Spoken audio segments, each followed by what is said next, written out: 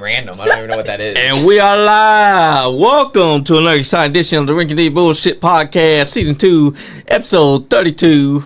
We your hosts with the most, the podcast god, Superfly Johnny Lee.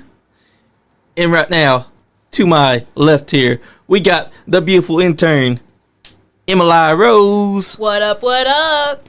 And for our special guest today, we have fucking Michael Montana, guys. I'm so hyped about that shit. Hello, I am here. That's right.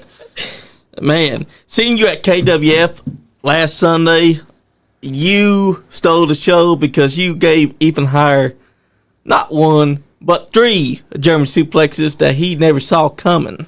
Yeah, that's true. I'll definitely say that.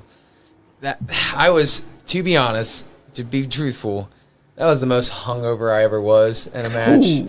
I was so hungover in that match. That's when I was talking to you guys and everything. Oh, man. I was about to throw up like 15 times during that match. Hey, but I appreciate it. Thank you. I really appreciate it. I mean, you showed for someone that was hungover that it didn't actually show on your face.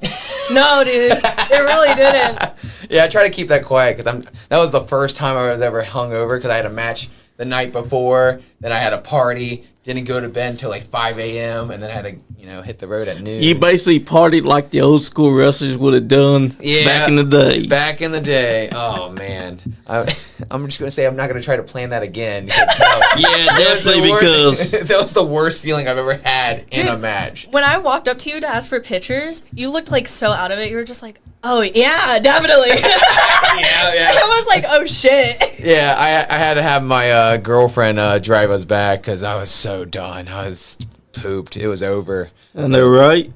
Like, you had to have been going through something killer because you're not only there to wrestle a match, but you're there for the entire thing.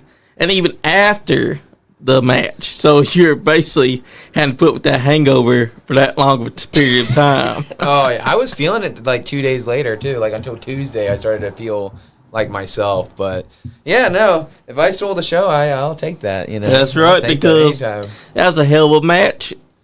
And it only being 9 matches in. Now it's about 20 now. Oh, 20 now? Yeah, 9 matches was 2 months ago. So oh. There you go.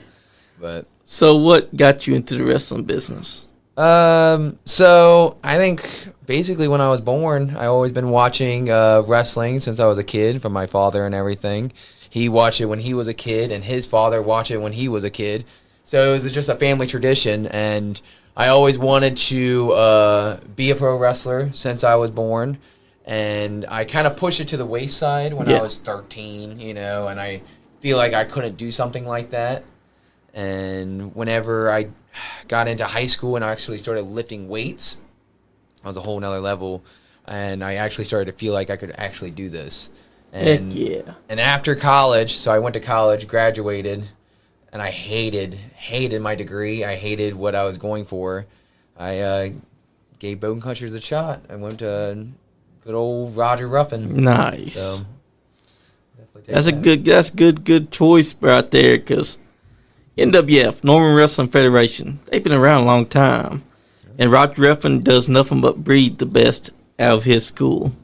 Dang true. That's all true right there. Yeah, no, I've been loving every single second I've had being in Bone Crushers in the NWF. Very thankful. I'm just surprised that they have me as a baby face over there, which, go with that whatsoever. But wait till they finally decide, oh, you know what? Let's have you go heel. Let's see what you can do there. Because I'm telling you, your heelness is better than your baby faceness. Yeah. Thank you. I'll take that. Yeah, it's a lot easier being a heel dressed like this. Yep, because being a baby face, you have to walk a certain line. You can't just do what you would do if you were the heel. You have to be kissing babies, shaking hands, saying good things, watching what you're going to say. But when you're a heel, you can do what you were doing against Even Higher that night. Yeah. That's why I like it so much. It's like my promos are a whole nother level and everything. That's also what I liked in wrestling too. Was like Mr. Perfect, Shawn Michaels in the early 90s. Yep. Those type of wrestlers where they get under your skin. That's just my type of wrestling right there. Damn, Skippy. And this Saturday, you're going to be at the Powell County Fair. Oh, I know. No, it's okay. Thank you for joining us, brother. Welcome. Thank you. But yeah, this Saturday you're gonna be a part of that Powell County Fair, ain't you? Yeah. With KWF. Oh yeah, can't wait. It'll be over in Eastern Kentucky. I forget you said what? I Powell. believe it's in Yep, Powell County. Powell County County Fair. Yep, I'll be there, and can't wait. And then whenever that tournament finishes up, because apparently I get counted out of 10, I'll be back to the KWF probably in January or something. Hey Tina. Oh, hi, Mom. But also, that's something special because you don't know who's going to be your opponent. Like J-Rock said, all who's coming out there this Saturday, they don't know who he's going to choose. He don't even know who he's going to choose. Oh, yeah. Whoever he draws at random is going to be your opponent. Right? It be someone like Jake Ratliff or maybe a guy like Max Steele if he were to be there. If he would be there, yeah. I don't know. Or you could also be taking on someone that even us have not seen yet at KWF. We've seen everyone else there. We've seen Jake Ratliff there. We've seen Ethan Hire. We've seen you. But there are other names that J-Rock has mentioned that he has not yet revealed to us. So you could be very well taking on someone that you've not yet stepped into the ring with. Who would you expect your opponent to be if you were to choose? Man, there are so many people. I don't know who's going to be there at all. It like really opens up a lot. The prospector, maybe. Ooh, that's a good one. Yeah, the prospector. He was Wes Barker. Yeah, he was checking out my match over past Sunday over at the KWF. He was newcomer. That's what he said. Yeah. So that might be someone. That's going to be my bet. I don't know where he's going to be at Saturday. Maybe he'll be there. Maybe I'll wrestle him. But we'll see. That's the thing about KWF. You never know who you're going to wrestle because, like J-Rock said, he's always got a plan. And that plan is that even he's not going to know who you're going to be taking on. Lots of names coming out there. They all want to prove that they want to be a part of that KWF championship, and they want it. Mm-hmm. And that's a lot of names that you're going to have to go up through. You've already showed that you could do that, though, with those German suplexes that you hit. Oh, yeah, baby. That's all I do. That's that's my cup of tea. That's when I'm ready to go. That's make me want to see you versus Corey Sparks because Corey the Sparks wrestling is machine. Yep. Because he likes the German suplex as well. Yep. I've seen him over in West Virginia, and there's been a few. I think I've seen him twice over. I was over at Freddy's or Big Time Pro Wrestling over in West Virginia. And there was a time it was a possibility that I was going to wrestle him, but it never came across yet. So we'll see. Yeah. Hell yeah! Here's someone that Glenn Wright just mentioned that you could possibly end up having to face. Frank the Tank. Oh, that's a big one too. We'll see about that German. But I have faith that you could probably do it. Hey, I mean, he may be a big guy. Start doing your deadlifts now. Yeah, deadlift, squats, a little bit of everything. Honestly, because that's a hell of an opponent that he's throwing out there right now. Yeah, and I mean, next thing I know, I'll be trying to grab him. I'll lift him up, and he just collapses on me. Oh no! I got him. You wouldn't want I that. got him. You wouldn't want that at all because he like squashes everybody that he's inside the ring with, man. Yeah, everybody. That's superpower right there. I wish I had that. That's the thing too. You went for Northern Wrestling Federation. You're also wrestling at KWF. What other place would you like to wrestle at?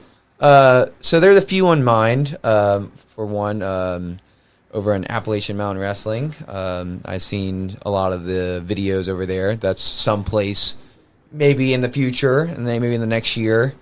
Grindhouse. I think I got good that. choice. That might be something I might come across. And, and then the OVW, when that time comes around, that'll also be a place I'll be looking into. But, yep, I just kind of go with the flow. A lot of these places kind of just come to me, and I'm like, all right, cool. I'll wrestle for you. And that's the best thing about it is because you've seen these places. Yourself. Yeah.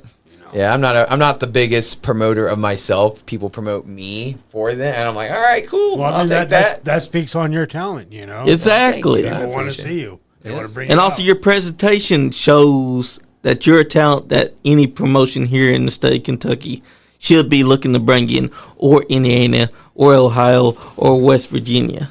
Because you're a guy that can get it done. You proved at KWF that you got the presentation down. You know what you're doing. When you're a heel, you know what to say. You also had the talent side of the ring to back that up. Anyone should be looking to get you inside. Oh, and that's a fact. I'll take that. You're saying too much nice thing right there. But it's the truth. I'm like, thank you. But it's the definite truth, because just watching you, my first time seeing you, and after hearing Max Steel himself mention your name at the show that we had a month ago, I believe it. I buy the hype, because you brought it that Sunday. You went in there and you showed Ethan Higher that you wasn't going to care about him being Mr. Larger Than Life, that you were going to German suplex the hell out of him. And that's what you did. Yeah, I did. Yeah, and every single time was a mistake from him, too. Every time he missed something. Sorry, brother. That's right. That shows your ring awareness right there. Yep. You were on point while he wasn't. Yep. And that's the thing, because even though you were hungover, you still knew what you were going to do. You knew that every mistake that he was making was just a nice opportunity for you to hit that German suplex as hard as you could. Yeah, that ring was pretty darn stiff, too. Oh, it was. I'm like, I'm sorry. Here we go. Oh, right in the That's neck. right. Yeah. And from what I've seen, that tells me right there that you're just going to get better than what you've been so far. You're just going to keep on getting better. Yeah, I hope so. I hope I don't start doing too many things and then start getting a big old ego, and then I'm like, I don't need to practice. I don't need to train. I got German suplexes. That's all I need. I doubt that you'll get a big ego, because You only need one move of doom. Yeah, that's it. What are we doing? We're doing German suplexes. That's all we're doing is the German suplex. Screw all the other moves. I'm just going to hit that. You just keep on running at me. I'm just going to keep on hitting them. Yeah, unless you're Frank the Tank, and then maybe it's more of like collapse on me. And well, if it's Frank the Tank, he'll just say, nope. Yeah, that ain't work for me. I'm just going to squash you. Yeah, I'm just kind of running around in circles until he gets tired looking at me. That's right. That's the strat. Or you can run from him and he'll get tired, and then he'll gas out, and then you just say, okay. 1, 2, 3. And I'm like, yep, all right. Easiest win in the books. Yeah. But a little something funny that happened to your friend Max Steel it was the Miss Elizabeth exhibit Battle Royal. I think I know what you're talking about, because I've heard it all the way back in NWF. Yep, because Dale Bass sees Max Steel get thrown over the rope. Keep in mind, Dale Bass is like 95 years old. That's putting it down lightly there. Right? And as he told us, he said Max Steel looked like Frank the Tank, and that's when he called Max Steel Frank the Tank instead. Max Steel was in the Battle Royal. Yeah. And he got eliminated. And Dale Bass goes, and Frank the Tank has been eliminated. I could just imagine. And the funniest thing is, Frank the Tank sitting in the audience. He was there. Look, watching. He's like, what? Yeah, he jumped up. He's like, what you mean he's Frank the Tank? I'm Frank the Tank. That's You think we all look the same? That's a whole now, can of like I worms. said, keep in mind that Dale Bass is 95 years old and got, 3-inch thick glasses.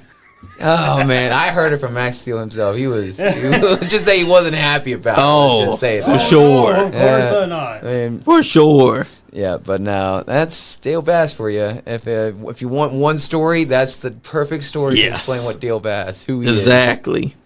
So, you've been on the independents for a while now. 8 months, 7 months now, 6 months maybe. We're getting there. We're getting there. So, out of all those months, who are the talents that you want to work with in the future? In the future? So last time I got that question, that was all the way back in March. And I think I mentioned Wesley Thomas. I think I mentioned Star Rider. I haven't wrestled Star Rider, so Star Rider would be one that I would really want to work with. Max Steele's here, and he's got a grumpy face. Yes, I would understand that. He says. Max Steel would have been another one, but I wrestled Max Steel. Max, you're right. It's not funny, but it's funny to tell. I'm sorry. It's a funny story. I'm sorry. I think we'll be telling it like 10 years from now. I know. Remember that time Dale Bass just said he was Frank the Tank? I love you, Max. I'm sorry. That's right. We love you, Max. Yeah, I'll say Star Rider, Pompano Joe. That would be one. Good names. I'll say the Prospector. I think that would be a good match. I guess we'll end it with one more. I don't know. I'm thinking like Kevin Craven, Chris Crow, Marty Clay. Marty Clay, Well, I'm gonna go with Marty Clay. Danny But, Davis. Yeah. I think I'm gonna go with Marty Clay at the end. So I'll say Prospector, Star Rider, Pompano Joe, and Marty Clay. There you I go. think that's a good amount for now, and let's see if I wrestle those in the next 6 months, and then Sure I'll is. re-answer the question again. sir. That's Yes, right, sir. because you still got a long future ahead of you inside the business. It's been this long, 20 matches in. You're just going to keep on getting better, and you still got NWF that you're working for. You still got KWF that you're working for. There are other companies that should be looking at you and saying, I want this guy on my brand. Yeah. So for right now, what I'm trying to do is stay with the NWF as much as possible for my Saturdays. That's smart. That's for a good year, hopefully, and then hopefully start expanding out past West Virginia, past Indiana, going to like Missouri, going into Florida, going into Georgia. I think I'm gonna start doing that here in the next year or two, where I'm gonna slowly start expanding out. That's a hell of a name, too. Tell me what inspired you to have the name Michael Montana.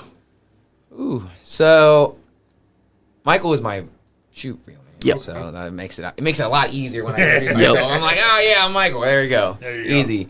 But the name Montana comes from a lot of different things. For one, when I used to play those pro wrestling video games with like WWE, I would make my character, and they didn't have my last name because it's super long. So they always had Montana. As a kid, I always chose, Michael Montana. That's a good ring to it, you know. And then I know Tony Montana from Scarface. Yeah. That's another one. Or Joe Montana from the 49ers. So those are my usual. Hold on, real quick, I'm sorry to interrupt. What is your age? 24. You're 24, but you're throwing some callback names. Yeah. Since I've walked, you threw in Mr. Perfect when I first came in. Mm-hmm. You're throwing in Joe Montana. You are a man of your history. Yeah, I got a degree in history. Oh, hell yeah. Yeah, so I got a history degree to teach history in high school. There you go, man. So that explains it. There you go. It makes perfect sense. I mean, most of the wrestling I watched when I was a kid was 80s and 90s. Okay. I barely watched a whole lot. Like, I got into the Attitude Era and then into the aggression. But after PG era, I went back to the 90s watching, Chino Santana, Oh, hell yeah, man. That's the wrestling that I like to watch. That's what I grew up in. Yeah, it's the good stuff right there, in my opinion. So, what was your introduction into wrestling? Were your parents watching? Older siblings watching? Was it in your household? How did you discover professional wrestling? Yeah, so like I mentioned earlier, it's my dad watching when he was a kid, and his dad watching when he was a kid. Nice. So I kind of just was born with it, where that's all I knew.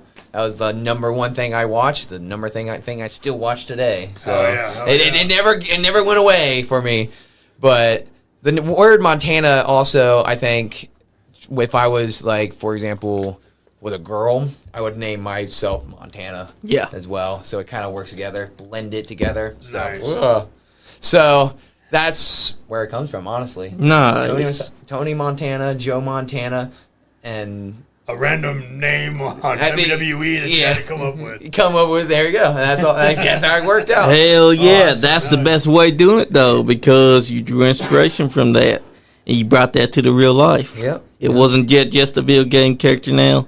It's now Michael Montana. For real, yeah. A little different than I was expecting whenever I was making my character, but here I am right now. That's all that matters. And your gimmick is basically inspired by different factors. Mm-hmm. Yeah, there is so many different things that get for Michael Montana. It's just too many to count. Yeah. It goes all the way to Japanese women wrestling in the 90s to Nice. Mr. Perfect to Shawn Michaels, Sensational Sherry. I get a little bit of everybody. Like the glitter comes from Sensational Sherry. Nice. So Hell yeah. it's That's a the little way bit to of do everything. Yeah, it's the things I like, and I just put them together, and I'm like, all right, this is my character now. And that's how Michael Montana, the character, has become the best that there is right now. Oh, I'm telling you right now, I feel That's like up and comer. I feel like a year from now, we could be seeing that Michael Montana has been a champion across the board, has accomplished tag team gold, probably held Intercontinental gold. Maybe. Who knows? maybe anything possible. Wouldn't mind to Exactly. it. Yeah. I mean, I would love that, but I go with the flow, and we'll see where it ends up. I mean, That's right. I wasn't expecting to be on 3 podcasts in my first 6 months, so I mean, I'm here now, and I'm The reason- going with it. What I'm The saying? reason why you're on a podcast for these 3 months is because you proved that you're one of the best. You may be still young to the business. You may still be 20 matches in, but through those 20 matches, you have improved greatly from what you was when you first started out. And me personally, I'm going to attribute a lot of that into knowing your history. Like a lot of these kids, they don't want to look back at what the old guys did in the 80s and early 90s. Yep. They only worry about what's going on now and want to do what's going on now. Yeah, and And you're less than a year into the game, and you're rising exponentially. I'll take And it. I personally attribute that to your history knowledge. Yeah, I think you could be right because, when I was talking to Roger Ruffin and Wildcat Chris Harris and the NWF, like one of the first questions they asked is like, "Who's your favorites?" And I'm like, Ricky the Dragon Steamboat, Hell yeah. So my arm drag isn't like his, but I wanted a unique arm drag, so I have a unique arm drag because I wanted it from Ricky the Dragon Steamboat. That's right. Like Brian Pillman, Raven, those Hell Mr. yeah. Perfect, Shawn Michaels. Those are my top 5 right there. And you Hell study yeah. the tapes. Yeah, all day. That's I don't something meet that- I don't meet too many other Raven fans. Yeah. I love the shit out of Raven That's just my go-to. ECW right there. It's too. Yes, sir. Damn Yeah, Skippy it is. Man, I just get into it. But yeah, those are my tops, and that's why I think besides Ricky the Dragon Steamboat, all of them are heels. Hell yeah. Nice. It kind of goes with my character. I'm like, that's what I want right there. It's That's right. Blend them all together. I have noticed that ever since I got into the wrestling game, the only characters I like are all heels. Yeah, Every single one of them. every single one of them. It's, Other than Death World Order. okay, That's it. Yeah, that makes sense. Everything else, everyone else I've been like, oh my gosh, yes, I love that person. Heel. I just feel like being a heel, you just have way more freedom. You do. You do. You just really yeah. do. You got. I think people in my age, we got trapped into the baby face because we grew up with Hogan. Yeah. So I think we got trapped into liking the baby faces and Yeah, being conditioned. Which sucks So- for you, but So it does. You younger kids have a lot more now. There's a lot more tweeners and a lot ever since Stone Cold. The bad guy. The anti-hero, yeah, 100%. You're 100% So- right. Yeah, it's a good thing and a bad thing. I would say at the same time. Right. Now you got to work extra hard as a baby face to really Exactly. get them You really pops. do. So That's right. John Cena and Cody Rhodes are the only two I can really think of out of the past 20 years. as a pure baby Pure face, white meat baby Yeah. face that have really done it. yeah. But when you go to the 80s and 90s, you can name 15. Oh, Honestly, yeah. Easily, top of your head. But yeah. Oh, well, look at that. We're bringing up Raven. Yep. Oh, look at yeah, that. they're gonna have to explain it to me because I have no clue. Yeah. Okay, so this is Raven. I figured out that much. Thank you, Theo. I have so similar. His I was so distracted watching Raven. I didn't hear the sass that was going over there. Oh, Yep, that's see- my whole personality. Oh, There, yeah. you, Oh, yeah. there, right there could Don't- be heel right there. That's Oh, we already figured that out. She's a natural born heel. Oh, we got Yay! Crazy Carl tuning in. Crazy Carl. There you go. That's another name to look out for. Okay, continue So, with what you were saying. Raven, he's a tortured soul.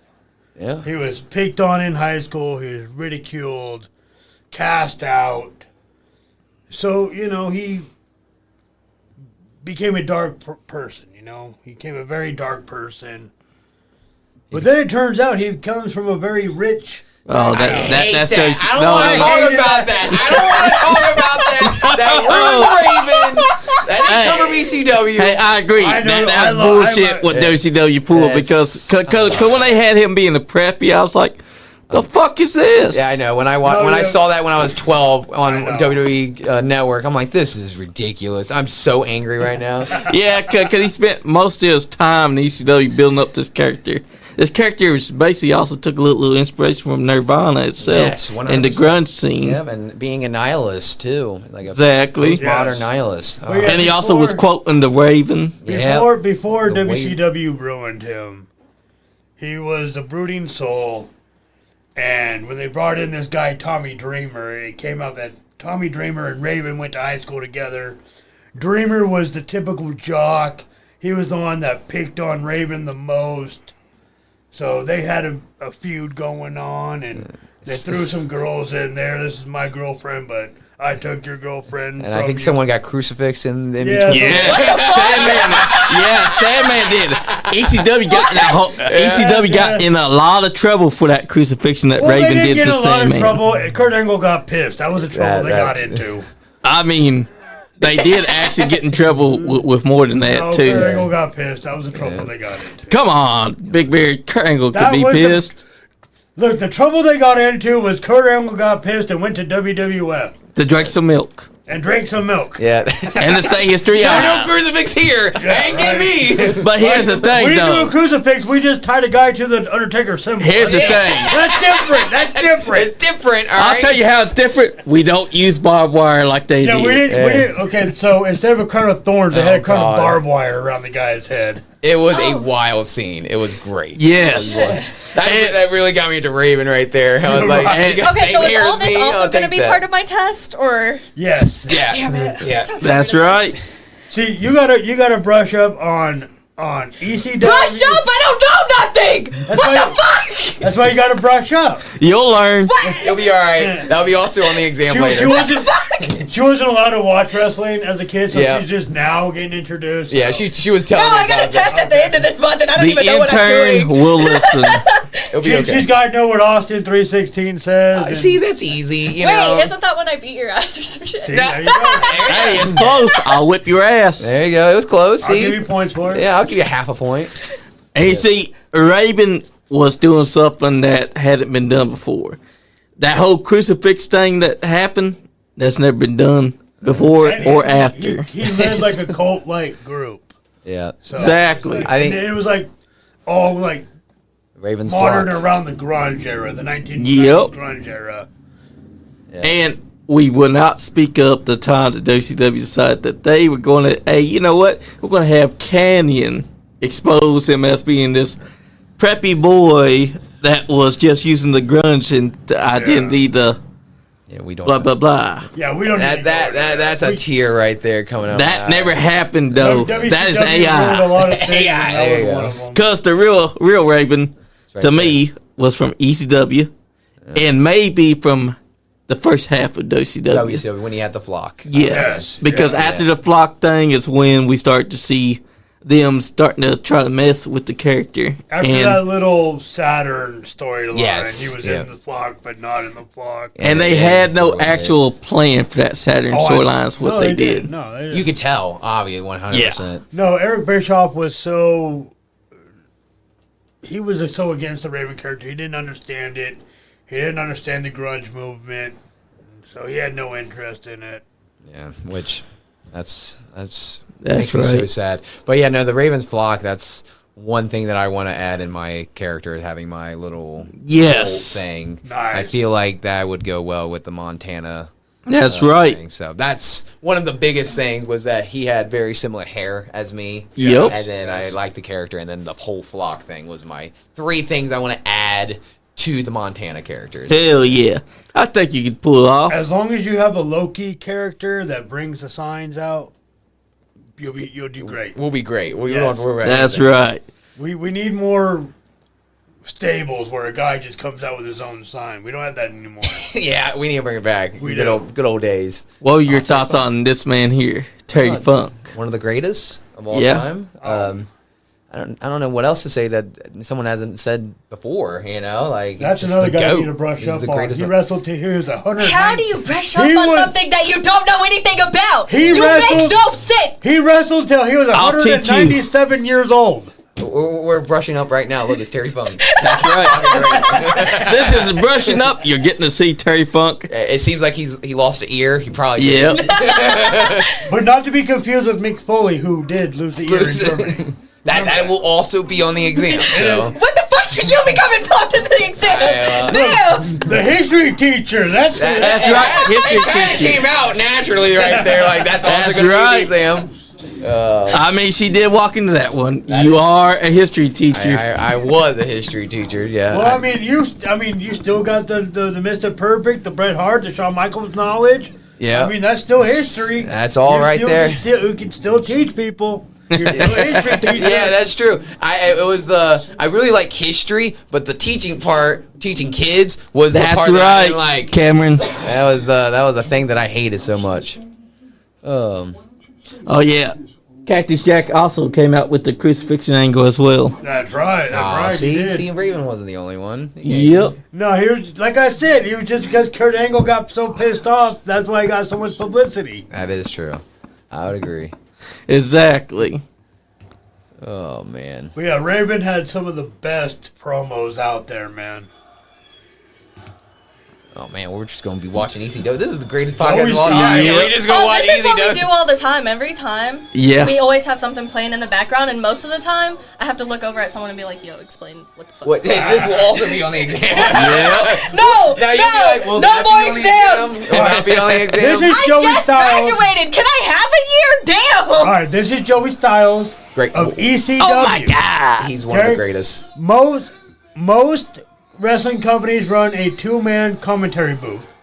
Some run a 3-man commentary booth. Joey Styles was a 1-man Real quick. commentary booth. Crazy Carl wants to say, pigeons are not real. Oh, Crazy God. Carl, I don't believe you're real. Well, we're getting philosophical here. If How we're gonna did get in that. pigeons get involved what, in this? what is life like? When you're not Crazy real, am I Carl, real? anything is not real. Oh my god. But yeah, this is Raven. This was at the height of ECW's popularity. Yeah. That's also where I stole my not stole, but got inspiration for my thing. Where Yeah. I do my little peacock is the Raven, and I just add the my little yoga pose. Nice. That's where it comes from. That's I mean, a good that- inspiration too. That's where, the best wrestlers, that's what they do. They take a little bit from this guy, a little bit from that guy, and make it their own. Yep. 100%. And the biggest culprit to do that is Hulk Hogan. Oh yeah. Yep. Yeah, I mean, yeah. his whole ear pose he stole from somebody. The feathered boa he stole from Superstar Jesse Billy Ventura. Yeah. Superstar was doing it as well. And you know what? somebody was Jesse, doing so- Posing, Yeah. Jesse all- actually Jesse Ventura stole from Jesse, but the body. Stole from Superstar Billy Graham as well. Yeah, I mean everybody steals from everybody, so don't be afraid of it. Don't be ashamed of it. That's right. Just do it justice. Yeah, usually half the time when I'm doing something, I don't even realize that. I'm like, oh yeah, that's where I got it. There's like, because I'll be doing Exactly. something, I'm like, why am I doing? Oh, I stole that from Shawn Michaels. Oh, okay, that makes sense. I just, But as long as you do it good and do it justice, to where you make it your own, and the audience can't quite pick up on it. Oh, he's just doing Shawn Michaels. yeah, Then it's all fine and good. yeah, 100%. You just got to make it your own. And We've also got Don't Millwood be Jimmy the fake watching. Razor and be the fake Diesel. Just don't do that. yeah, and try to get away with it. Yeah. That was so funny. Exactly. I mean, fake Diesel and fake Ramon was so outrageous that you can kind of forgive it, but at the same time, it was like a slap to the face because you knew You that can't wasn't forgive it. him. That's just fucking Vince stroking his ego. Yeah, he Yep. couldn't handle it. He couldn't handle it. I also could not handle what they did with Jim Ross, having him be the guy that introduced them. Yeah. I forgot about that. Yeah. I forgot that they introduced him like that. That's the only way that those characters ever came back to the TV was having Jim Ross being all heel and sitting in his booth in front of the other Raw announce table and him talking all this smack, and then out comes the fake Razor Ramon and fake Diesel, and he's acting like with his chest that they are the true genuine article. Yeah, 1995 WWF Yep. right there. That's not good. It was not. Peak, baby, peak. No. That's The peak peak. What do you wrestling. mean? You know what it is? 94, 95 WWF. That is peak wrestling, you baby. you got like a janitor That's wrestling. when. You got a That's hockey when. player. No, that's when the Comet Kid, aka Max Moon, debuted. Oh Yeah. no. When did Repo Man debut? Was that close that around was there? like 93. Oh, Yeah. right That wa- before the peak. 92, Dang it. 93. And what's funny is that he was first part of Demolition and then relegated to Repo Man. I forgot Repo that, Man. Repo. No, I'll get I listened to that theme song like nonstop for like 2 years straight because it is pretty catchy. It is. It's very catchy. Especially because they want to get this new character over, so this theme song had to definitely be as catchy as it was. Otherwise, you're not going to want to look at this guy. At all. I mean, it makes sense. I want to say I saw the Repo Man wrestle Big Boss Man in 92. It was either 92 or 93. 92, 93. So Repo Man was right at the start of the next generation. Yeah. Okay. Or the new generation. Cole County Crusher said, I'm with you on that. Everyone takes from everything, but I'm 100% authentic. Outside of some of the moves I use, I was happy to be able to discover something that hasn't been done before in the wrestling business, which is true. 100. Sometimes you can. Hold on. Cole County is used. Crusher is used. Your whole name is used. How are you 100% authentic? Come on, brother. If you're gonna Hey! use, just acknowledge that you use. It's okay. Yeah. Hop off of him! No, Yes! I'm just Hop calling a off. spade a spade. I'm just calling a spade a Hop off spade. of him! Damn Just it! calling a spade a spade. I got brother. my reasons for defending him. Hop off! Hey, You Cole have a County good night, Crusher, too. you know it's nothing but I know, love. I know. It's nothing but love, brother. But your whole name is used. I ain't going to add anything else to that. But it's all about finding what works in the wrestling business. Raven found his because, remember, before he was Raven, he was Oh, Flamingo. The greatest manager of all time Yeah. right there. Polo, baby. Oh man, when I saw, so I knew Raven for like most of my life, and then when I was like 17 or 16, I was going back and I'm like, all right, where did he come from? Yeah. And I saw that and I'm like, Johnny Polo, baby. Johnny Polo. And I think one of the reasons why when Raven came back to the WWF in 2001, Vince McMahon always saw was Polo. He did not see Raven at all. True. He was just like, who's this guy? No, he's even quoted as saying, "Who hired back Johnny Polo?" Oh, yeah, see, there you go. It makes perfect sense. It makes 100%. Yeah. Yeah, so that's exactly. Vince. Glenn, glad you made it home safe, buddy. That's right, Glenn. Glad you made it home safe, brother. But yeah, Beulah That's basically- McGillicuddy, man. I had the biggest. I bought a wrestling magazine and had her and the Pitbulls featured in her, and man, I had a fucking crush ever since. admit Man. it, Big Beard. You did lots of dirty things that Oh, magazine. Oh, That- no, I don't wanna not know on the that. podcast. I don't That wanna know magazine that. had seen better days. I'm Dio, telling you. shut up! Okay. No! He said, Cole County Crush said, who used the name Cole County in their wrestling gimmick? Also, how many coal miners have been in the wrestling business? It's all Hold on, love, hold on, brother. hold on. It's I not- just want to find this out for myself. No, it's okay. You might be the first person to use the name Cole County in your name, but the usage of Cole County is not the original. Is what I'm saying. That's what I'm saying. He also as said, coal miner is coal miner. I don't know if it's coal specifically. I know a But we few do have different a minors. prospector. We do have a prospector in the league. See, I don't know. we do. I don't know if he's gold or silver or coal specifically, but you know he does prospecting around with a pickaxe, so he might do some coal mining. I don't know. Yeah, see, there you go. That's right. And right now we got But Raven like I up said, there. There's nothing but love, bro. There's nothing but love, Mr. That's right. Nothing but love.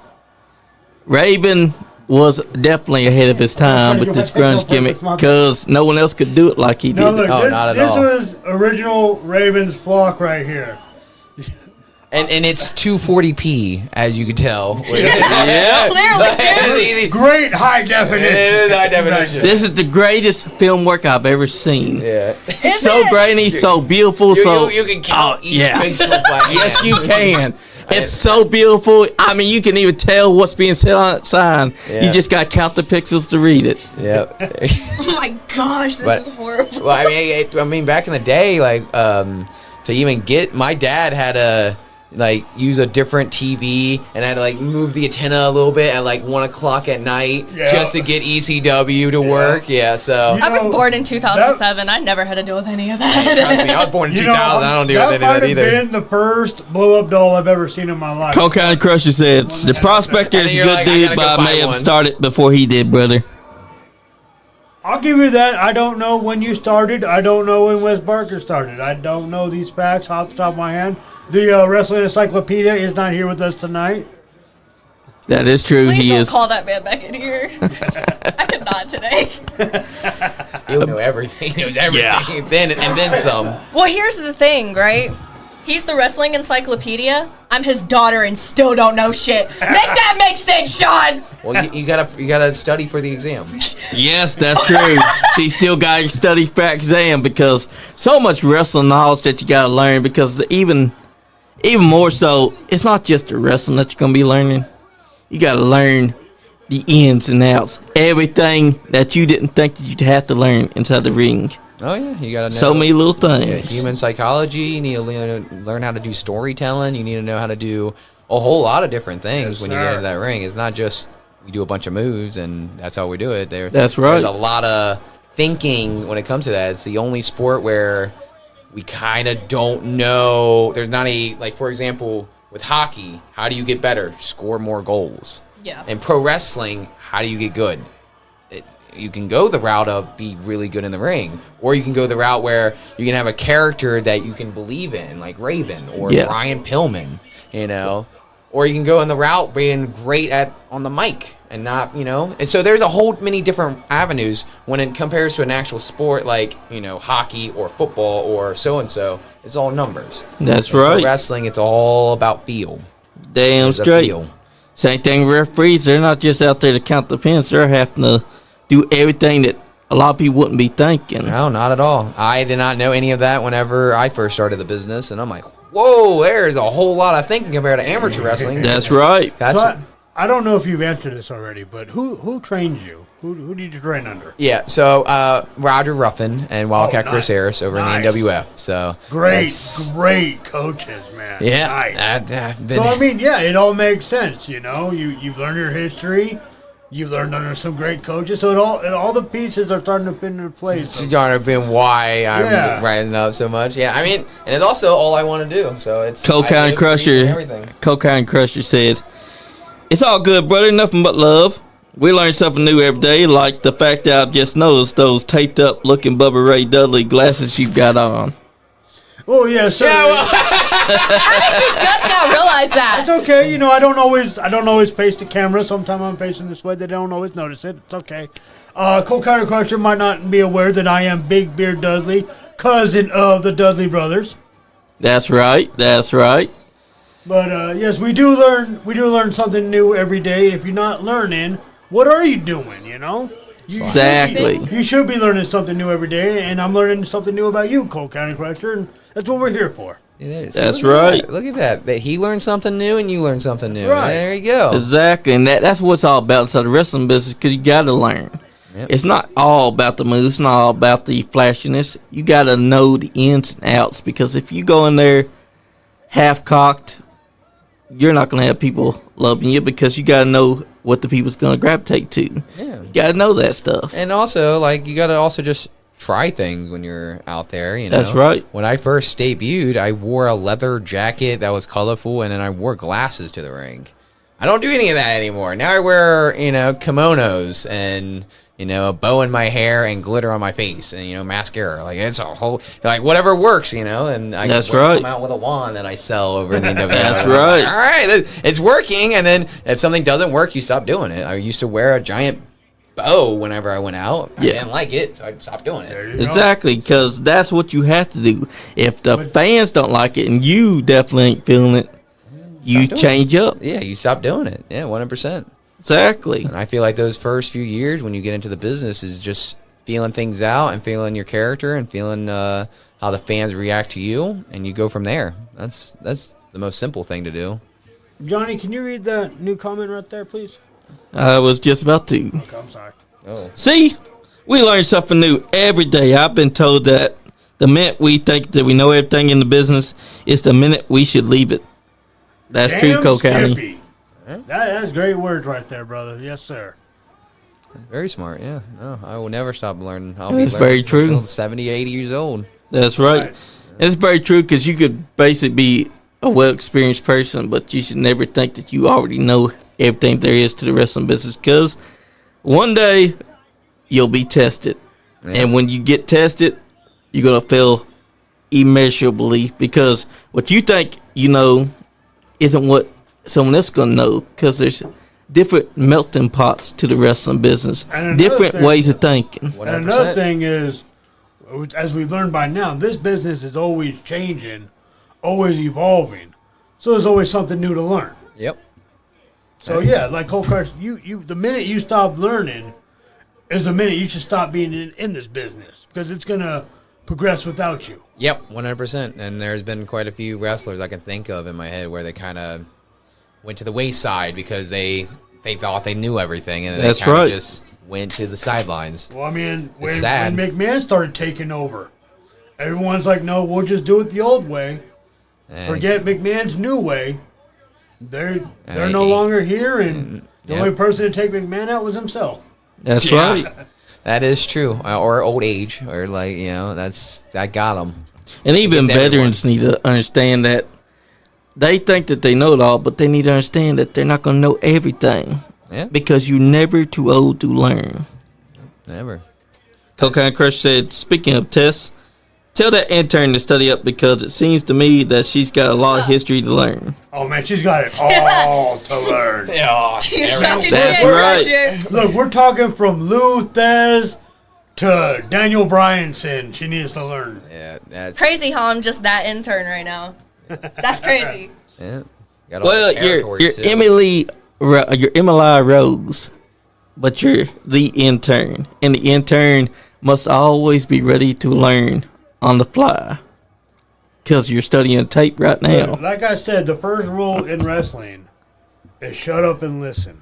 What you think I've been doing? I've been barely talking. You're smart. That's good. She's I smart. Good didn't job. say you weren't. I never said you weren't. Goodness, I'm just saying. Just sit back and absorb it all, and you'll eventually learn. I mean, you're just like him. You're new into this game. Yeah, except I'm. All right, but he spent his childhood. I was gonna say at least he He grew up spent his watching childhood shit. Yeah. learning. He watched, Nice. and even as when he got into his teenage years, he went back and learned his history. This is what we got to do with you. We got to go back and we got to teach you your history. That's all. You just gotta Don't get too excited that you don't know it just yet, because you will. Eventually. All right, it's like me when I first started mowing grass. I didn't know how to run a mower. I cut my hand off. That's right. Just about damn broke my leg. Ain't gonna lie. I don't want to mention that, but it happened. But hey, it happens. happens. we learned. Especially whenever you first start outside wrestling business, you want to try out a new move. Just make sure that you're not trying out a new move that could break your leg or break your arm because these things can happen. Yep. Wrestling ain't ballet. No, not at all. So since I've been in the business, I've gotten 2 injuries. I have partially tore my LCL. Right before my Fight for the Future show. Yeah. So like 2 days beforehand. Oh, shit. They're like, man, are you even gonna be? I'm not able to walk. Right. So I took a bunch of painkillers, and I taped that baby up, and I wrestled a match, and it was probably one of my favorite matches. Was one-legged, still doing German suplexes, and I'm like, Hell yeah. I can't walk. I'm surprised you didn't need surgery after that, man. Damn. We got lucky. It was a partial tear from the thing. So stage. Cocaine Crusher said another one is KISS. Keep it simple, stupid. Yes, sir. I live by those fucking words right there. Dang right. And then the other injury that I got was I dislocated my shoulder, partially dislocated. Didn't know about it for 2 months. Oh, so it was shit. dislocated for 2 months without me realizing. Still working out, doing all my German suplexes. And one day when I was reaching out back for something, it just popped back in place. And I'm like, oh, that's the first time I ever felt that before. Oh, damn. All right. I like this. This is great. Yeah, so I had 2 months with a partial dislocation. They're now better. We're good. I still wear a brace under my tights and everything, but yeah, Nice. in 6 months, I'm already wrestling injured the entire time. And Exactly. everything. That shows that you want it though, because wrestlers are just on a whole nother level. I mean, you just hear these stories, Yep. Taz breaks his neck and walks Yep. into the fucking hospital. I mean, that adrenaline pop, going, like, for me, I'm just like, all right, what's the match? All right, we'll wrestle it. All right, I'll tape it up, take some painkillers. I'll be all right, coach. And you wrestlers on a whole nother level when it comes to that. It's just That's all right. you want to do. That's it. It hurts us more staying out of it than actually being in there. The injuries.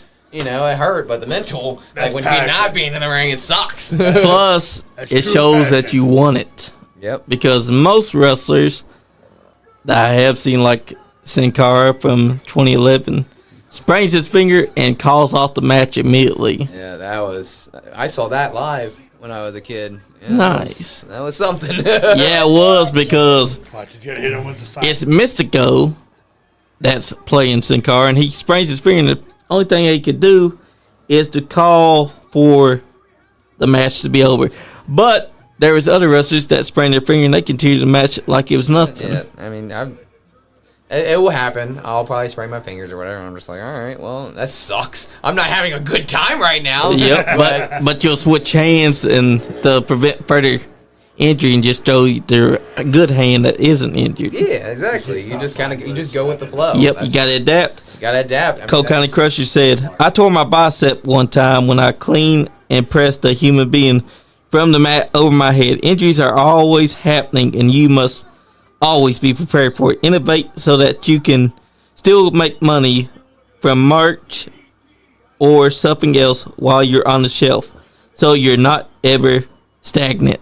That's right. Yeah, 100% true. I mean, I don't think I actually took a break with my partially tore LCL, so there was a good while that I couldn't walk properly, and I was like scared. I'm like, that might need surgery, like, because when I first debuted, they wanted me to be somewhat like Seth Rollins, and I'm like, okay, I'll be someone like Seth Rollins. That's when they first give me a picture of an idea of what Montana should be. I now change a lot from that, Smart. but he tore his LCL, ACL, MCL from that King match or whatever, that dark match. Yeah. And then watching it basically almost 1-to-1 of what happened to my knee. It just gave out for no reason from the basic move, and it just gives out on you. And that's what happened. I was training. I was training and popped, and I'm like, oh, crap. And I was icing it up. And I mean, it still has not been the same since then.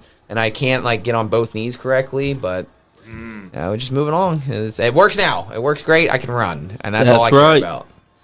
And Omega D just told Cole County Crusher, stop crying. We got some heat going on in our comment section. Remember, Omega D has turned vicious because he just attacked Cash Atkins. I guess he blames him for why he lost his EWA championship. Ooh. Now he's coming here and he's saying, stop crying, Cole. Dang right. It happens, though, but when you're a heel, basically you do what you do. Yeah, Omega's got a new attitude. That's dangerous.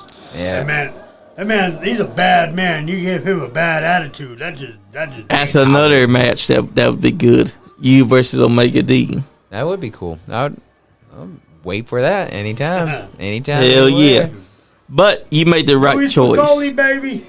You made the right choice in changing who Michael Montana was, because they want your Michael Montana to be how they want it. That's not how you want it. Yep. So you made sure that he fit what you saw. Yep. I mean, it's just... And then for me, I mean, you don't really know 100% what your character is until you go out there and you're just like, I like that, I didn't like this, I like that, and I didn't like this, That's just I thought I was going to wear, all these type of hats and whatnot. I ain't doing that. That's right. No, not at all. I might add things to my character, see how it goes, and if I like it, then we'll go from there. So it's all about experimenting and seeing what you and your character mesh well with. Because if you don't like it, then you're basically phoning in, which is what you would have been doing with that original concept of Michael Montana, because that wasn't your choice. That was someone else's. Yep. Now, you're finding what works for this character, what you like, and what is Michael Montana. That's the best way of being creative because you're trying out things. You're finding what you like, what you don't like, what you need to work on. That is why I say that you're going to be the future of the business. Oh, I appreciate that. Thank you so much. Yeah, I mean, it's almost like a kid at a candy store almost when it comes to your character. Like when you don't have limitations, you can kind of just go with whatever you have in your mind. Because most of the stuff that I do in my character comes from dreams when I sleep. Hell yeah. Yeah, and I'm like, all right, glitter. I'm going to start doing glitter now. Like, you know, and then I understand, I got that from Sensational Sherry. Like, I loved Sensational Sherry when I was a kid so much that I, like, blend Shawn Michaels and Sherry together. That's a lot of words. That's smart. A lot of S words. A lot of S words, and it's just long, and I'm like, boy.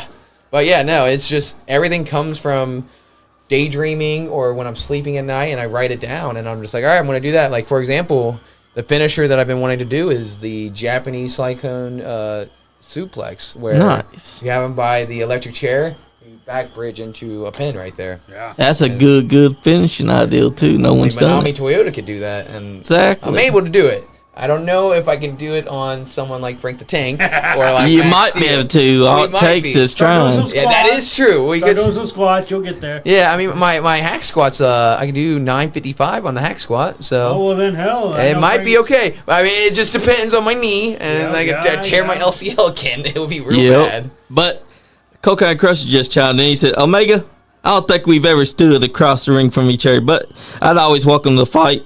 So anytime, anywhere, you'll be letting so many punches in that you'll think you have a welcome mat tattooed on your forehead." Well, before that, Omega D said he's born vicious. He just remembered who he was.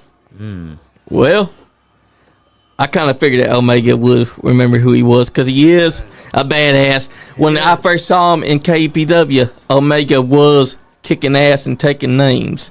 He wore a mask then, though. Oh, really? I didn't know that. Yep. Okay. But then he unmasked to unleash himself. Well, it sounds like the pit bull is completely off the chain now. That's right. It's Jerry Lawler. Yep, it's Jerry Lawler. Yep. This is during the time when WWF and ECW was working together. This is when he takes a cane to Tommy Dreamer's nuts and turns them into the size of grapefruits. Yep. You got Rob Van Dam, Sabu, rest in peace. Prayers go out to Jerry Lawler, who recently suffered a stroke. Yeah, that's scaring me. That's like what, third one now? Second one? Third one. The one that we saw on live TV, though, fucks you up. As a kid, rough. Especially because it happens, the camera's watching, he walks and then falls down. Over, and you immediately knew that wasn't work. Yeah, I mean, Michael, you just see it on Michael Cole's face. Just pure shock and uncomfortableness for sure. That's right. And right now you're seeing all these guys from yesteryears past. Some guys What's up, Isaac? Hi, my love. What's up, Isaac? But a chair just got thrown. You see that? That's classic ECW, though. Yeah, right there. That's RVD. This is what I grew up with. Hell yeah. That's right. And also Sabu, the genocidal, homicidal, suicidal maniac. Rest in peace there. That's right. We lost him too damn soon. Yeah, I had to watch quite a few Sabu matches whenever he had to pass away. Like, whenever a wrestler passed away, I always at least watch 3 matches that day. Nice. To pay respects or whatever. That's right. Like Sid Vicious or whatever. I had to watch a couple Sid and HBK, a couple of those. Which is good choices. Yeah, no. I got to see Sid versus Hulk when I was a kid. Oh, yeah. Yeah. Yeah, there you go. Lucky you. I'm over here going through the WWE Network, or now it's Peacock or whatever, and I'm like, this is the I grew up when WCW was still on that channel, and you'd flip back and forth. And it was a hell of a time because you had to make sure that you were catching everything because they were throwing everything at you, and you could have missed it at any moment's notice. Yeah, they threw everything to the wall, but then after WCW went away, I mean, that's a certain amount of fans that just stopped watching wrestling. Yeah. They never went to WWF. No, they preferred that older style. Yep. And that's why I say that wrestling died was whenever WCW kind of was bought by Vince McMahon for pennies on the dollar. Yeah. And that's well, when. I mean, and WWE, WWF, whatever, they had to stop trying, you know? Yeah, like, that's 100%. Then they got to if you start. want to watch wrestling, you watch us or nothing else. Yeah. That's right. So, And then you start seeing the rise of like the independents, I would say, in the early to mid 2000s, like with Ring of Honor. yeah. You know, I think New Japan was getting real big in the later years, in 2000s, 2010s. Yep. And they had some great talent that started showing up here recently inside the modern era. Yeah. But AEW kind of killed their biggest star, Okada, because now that he's in AEW, he's not the star that he was when you first saw him back 2017, 2018. Yeah. It's like once they got their hands on him, he's just Okada there now. Yeah, I can understand that. Kind of like we were talking about Raven and Yep. WCW. It's just things happen, and sometimes it's the promoter and the actual company's fault, and other times it's just how faith is sometimes. That's right. Oh, yes. And right now we got Sandman beating the hell out of Sabu with the kendo stick. What's funny is that when you first saw Sandman before all this, no kendo stick. Yep. He didn't even have the beard swelling. He was playing a character that was not true to himself. No, he was like a surfer bum. Yeah. Yeah, Like- yeah, and then you kind of build up from there, where you sink or swim, and you Yeah. start getting that character, and then people are like, "Oh, we like that," and you're like, "Okay, I'm gonna keep doing it now." Exactly. You know, like I And- like it, you like it. And it's like Tommy Dreamer's character. His character didn't start out how it was. It took getting kendo stick several times for him saying, "I like it. Give me some more, sir. Yeah. Please." And then For him to become the heart of ECW. right there, 100%, the good old underdog, right there. Like When he- that was all organic. Yep. That's what I say when you have to go with the flow. Like, Yep. just like with the Montana character, you just go with the flow, figure out what you think works, and if it works, awesome. You That's go. right. If it don't, just move on and Yeah, find something else. Pretend it didn't happen. You're like, oh yeah, I used to wear glasses. No, what? Ignore that ever happened Yeah, because it didn't happen. It never happened. Yep, 100%. That's right, because you saw that did not work for you. And that was the smartest choice for the character. Because when you find something that does work for it, you keep it. Yep. If you don't, move on. Move on. Just ignore that ever happened. Yep, 100%. I mean, I think I wore glasses for like maybe 3 matches, and then after that, I'm like, I don't like it. And then like I'll watch videos of myself, going in the ring, and I will study. That's Taz. Because a lot of people just study the Originally match known itself, as- which is important. Yep. I kind of study That's the who entire knows. thing, like the entrance itself, Yeah. exiting the ring, Yep. 'Cause how you I got- walk. Taking this death test. I'll be absent that day. You'll We're win. giving you the answers. Yeah, see, You think I'm gonna remember all this shit, That's your man? that. I'll help you. I'll make a cheat sheet for you. what? Is that legal? I guess so. Well, I'm giving her the answer. I'm like, that's Taz. Yeah, see, there's Originally known as the Tasmaniac. he likes super. That's gonna be on the test. Well, if you want to make a cheat sheet for him, you just write them down somewhere the teacher would never notice. Yeah, Okay, do you guys realize- We usually notice. We kind of don't care. That's true. And we're like, please just pass. Like, I don't Yeah. want you to come back here next year and I have to deal with you again. Yeah, right. Do you guys Yeah. realize how much information you guys give me in one sitting, and then you're like, oh, remember this, it's gonna be on the test. Bro, I don't remember my first day here. Well, Well, that's why we record. So you go back and relook. and then You know how many Study. hours we have of... Yes. We have Oh, a It's called 1,000. studying. It's called studying. See, now we know why you didn't graduate high school. First of all, I did graduate. I don't I was know. the only person in my family to graduate, and I'm proud of that shit. Don't ever. That's right. Fuck. Hey, me too. all right, I'm not the only one. Oh, I'm the first. Yo, you're the first? I'm the first. My Isaac mother said- did not graduate. Congratulations. Isaac said cheat sheets are always okay. Isaac, you were homeschooled. Shut up. Your whole life was a cheat sheet. Wow. But Kurt yeah, Hennig? No, Yep. that's Shane Douglas. yep, Shane And Douglas. It's really hard to see with the 5 pixels. I got really confused. I'm like, Kurt Hennig and Easy W right there? Okay. I thought he was. He really did WCW kind of by look then. like him You know, though. this is the 450 HD, you know. Yeah. But he did kind of look like Kurt Hennig from there. Yeah. The only thing that was not wearing a singlet. The guy wasn't wearing a singlet. That's what Isaac said that was a low shot. Aw, I'm your fiance. You should already know this, dummy. Shit, you live with me. Dang and So, double dang. so Mr. Montana, what are some of your favorite matches of all time? All right, I'll give you a few. Bret Hart and Mr. Perfect 91 SummerSlam. Yes, that is my number one. There Yes, you go. thank There you go. We'll take that. I think I watched it at least 15 times. I used to have the tape. The original 91 there. Yes, I had the 91 SummerSlam tape. Bret Hart removing Bret Hart removing the singlet basically. He's like wearing half of a singlet the whole time.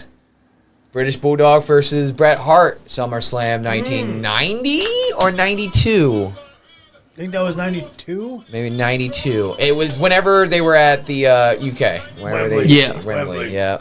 So it was 92 or 90, one of the ones. It was, I don't know, it was before or after. It was for the Intercontinental. Match ever. Okay. It's very important. Bret Hart Yes, I'm looking. challenging for the Intercontinental title against Mr. Perfect. SummerSlam 1991. Yeah. The coach is in Mr. Perfect's corner. That's right. See, this is the wrestling right here that I always watch. I still watch. Even on my lunch break or nothing. Yep. Hell Gets yeah. out of the ring. That's why I get that, like, get out of the ring. I like to get out of the ring. I'm like, all right, well, give me a second. He pulled my hair. He pulled my hair. That gets your heat right there. That's the way to do it too. Yeah, You're learning from the past and you're using that. Crowd, you know, he pulled my hair. He's a cheater. Blah blah blah. Yep. That's something that a lot of younger talent could be doing right now. Is learning from the old school ways. 100%. And look, complaining that Brett's pulling his hair, And now he does pulling it. Brett's hair. Like, that's Classic heel. Right there. Two. But here's the thing, because Bret Hart would years later become a heel, but he'd only be a heel for America. For America, and then in Canada he was a face, which worked so well. It did. Another one is, man, a lot of Bret Hart matches. He's not in my top 5. He's my top 10. So, but Bret Hart versus Shawn Michaels, WrestleMania 12, the Iron Man match. Oh yes. Yeah, that's one when I used to be a sous chef at a restaurant. Yeah. I would put that match or one of these matches on my phone, and I'll cook food and I'll watch. But I would put that one on because it's an hour long, and in my head I need an hour to go get my break. So I'll have that when that match is over, or almost is whenever they actually have to redo it to then get the pin. Right. I'm like, all right, that's my time to go get my break. Hell yeah. That's my third. I don't know why, but Survivor Series 2001, the winner takes all match. It's 5-on-5, where it's WWF and WWF's WCW. Yeah. Right. But as a kid, I had that DVD and I played that nonstop. That Survivor Series. I know Tess and Edge, the Dudley Boys versus the Hardy Boys in a steel cage, and Jeff Hardy does the most stupidest thing and just jumps off the cage and not win. Great.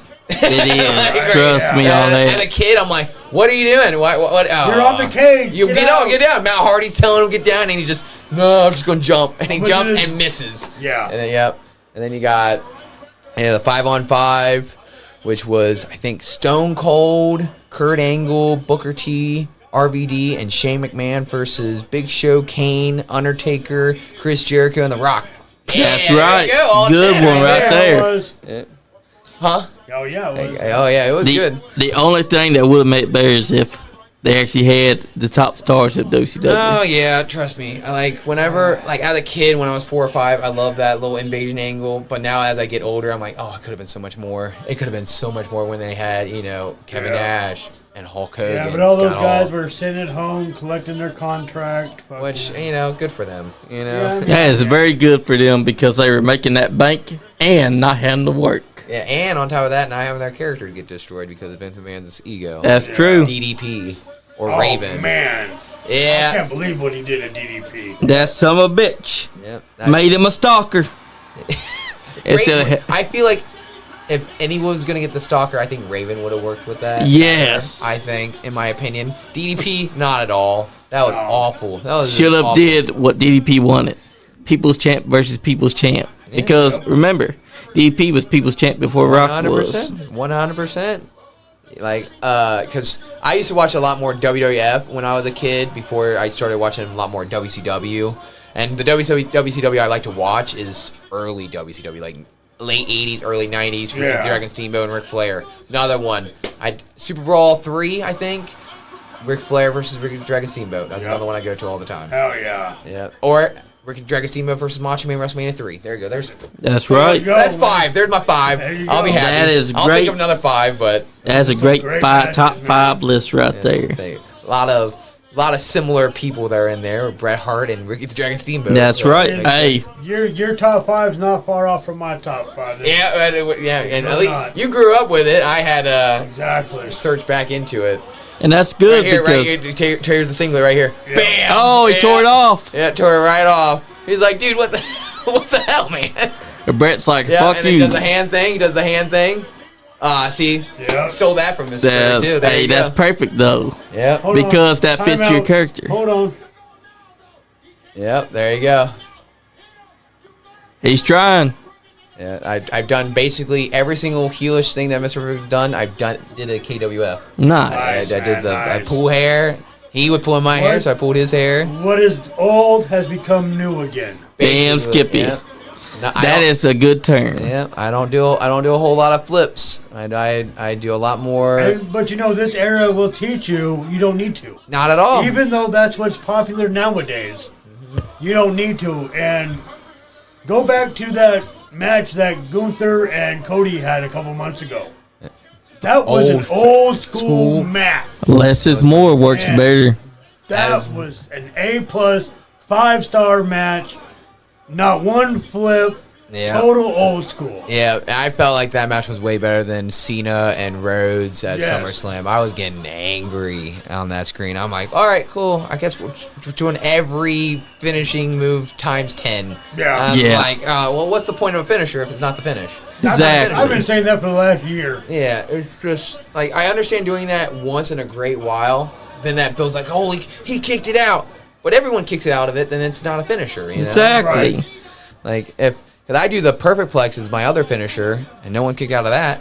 Right. So like, I mean, when we're in the pin, When we're it in the works- pin there. That's When it right, works because the it needs best- to be a finisher. Yeah. When it works the best is when you try to steal your opponent's finisher, and your opponent kicks out of that because A, you didn't get it as well as they did. Yeah. And B, they know how to counter it more than you would. Yeah. So 100%. that when you try to do your opponent's finish and they kick out of that, makes that total works. sense. That yeah, 100%. You should see that more often than you doing your finisher having to do it 4 or 5 times to get the match over. Then I'm Right. like, all right, cool. Exactly. Now, if your opponent is obviously bigger than you, stronger than you, and you got to do your finish 3 times to get him down, that might work. Maybe yeah, like But with- when the opponents are evenly matched, or even, you got Brock Lesnar, who's got to do an F5 to Sami Zayn 5 times to get him down. 100%. That Yeah, don't it's- make sense. It's just like if you want to do your finisher like 2 or 3 times, you can make it work in a match. Let's say, for example, your finisher is a stunner, and you got the Big Show. You can do the Right. stunner. He stays on his feet. Do it again. Last one Right, falls the- over, and that's it. And Right, then the you go Big 1, Show 2, 3. is Yeah. bigger Big- than you. yeah. He's stronger than you. That's He's right. going to take more punishment. So, yeah, that makes sense. Yeah, and then on top of that too, if let's say your guy is the same size as you and you do the stunner, let's make it a scenario where you do the stunner and you're going for the pin and he rolls out of the ring. Oh crap! Now you gotta go get him out, Yeah. Right, get him that back makes in, sense.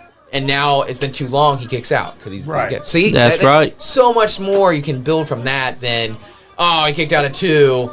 Oh man, Right. my finisher's not a finisher. I don't understand. Exactly. Unless you built the story to where your opponent, like, you use a stunner, so you use your right arm for the stunner. But the story is your opponent's been working your right arm. Yeah. So now it don't work as well. Yeah. So Or now you- he kicked out of your stunner. Or you do the stunner on the left side and it's not as See, effective. there is 100%. ways to work around it, but you gotta do it you see right. how like you have to add an extra layer to Yes. a storytelling. Exactly. That's kinda Man, lacking. I love that you understand this at such a young age. I cannot wait to see you progress in this because you already understand. You already get it. I'll take that. I learned that from Roger Ruffin, Wildcat Chris Harris, Yeah, Pompano no, Joe. That's good Go to teachers Wolf. right there. Yep. All of them. I learned from everybody too. Like I'm gonna be watching you closely, man, because you're getting me excited. Your knowledge of the past and your knowledge gets me excited for your future, man. Damn, Thank you. I Skippy. appreciate it. Like I've been saying, less is more. You're following that to a T because you're not doing the flippy shit. A lot of wrestlers nowadays, they try to do the flippy stuff and they don't realize that that's not going to get you noticed.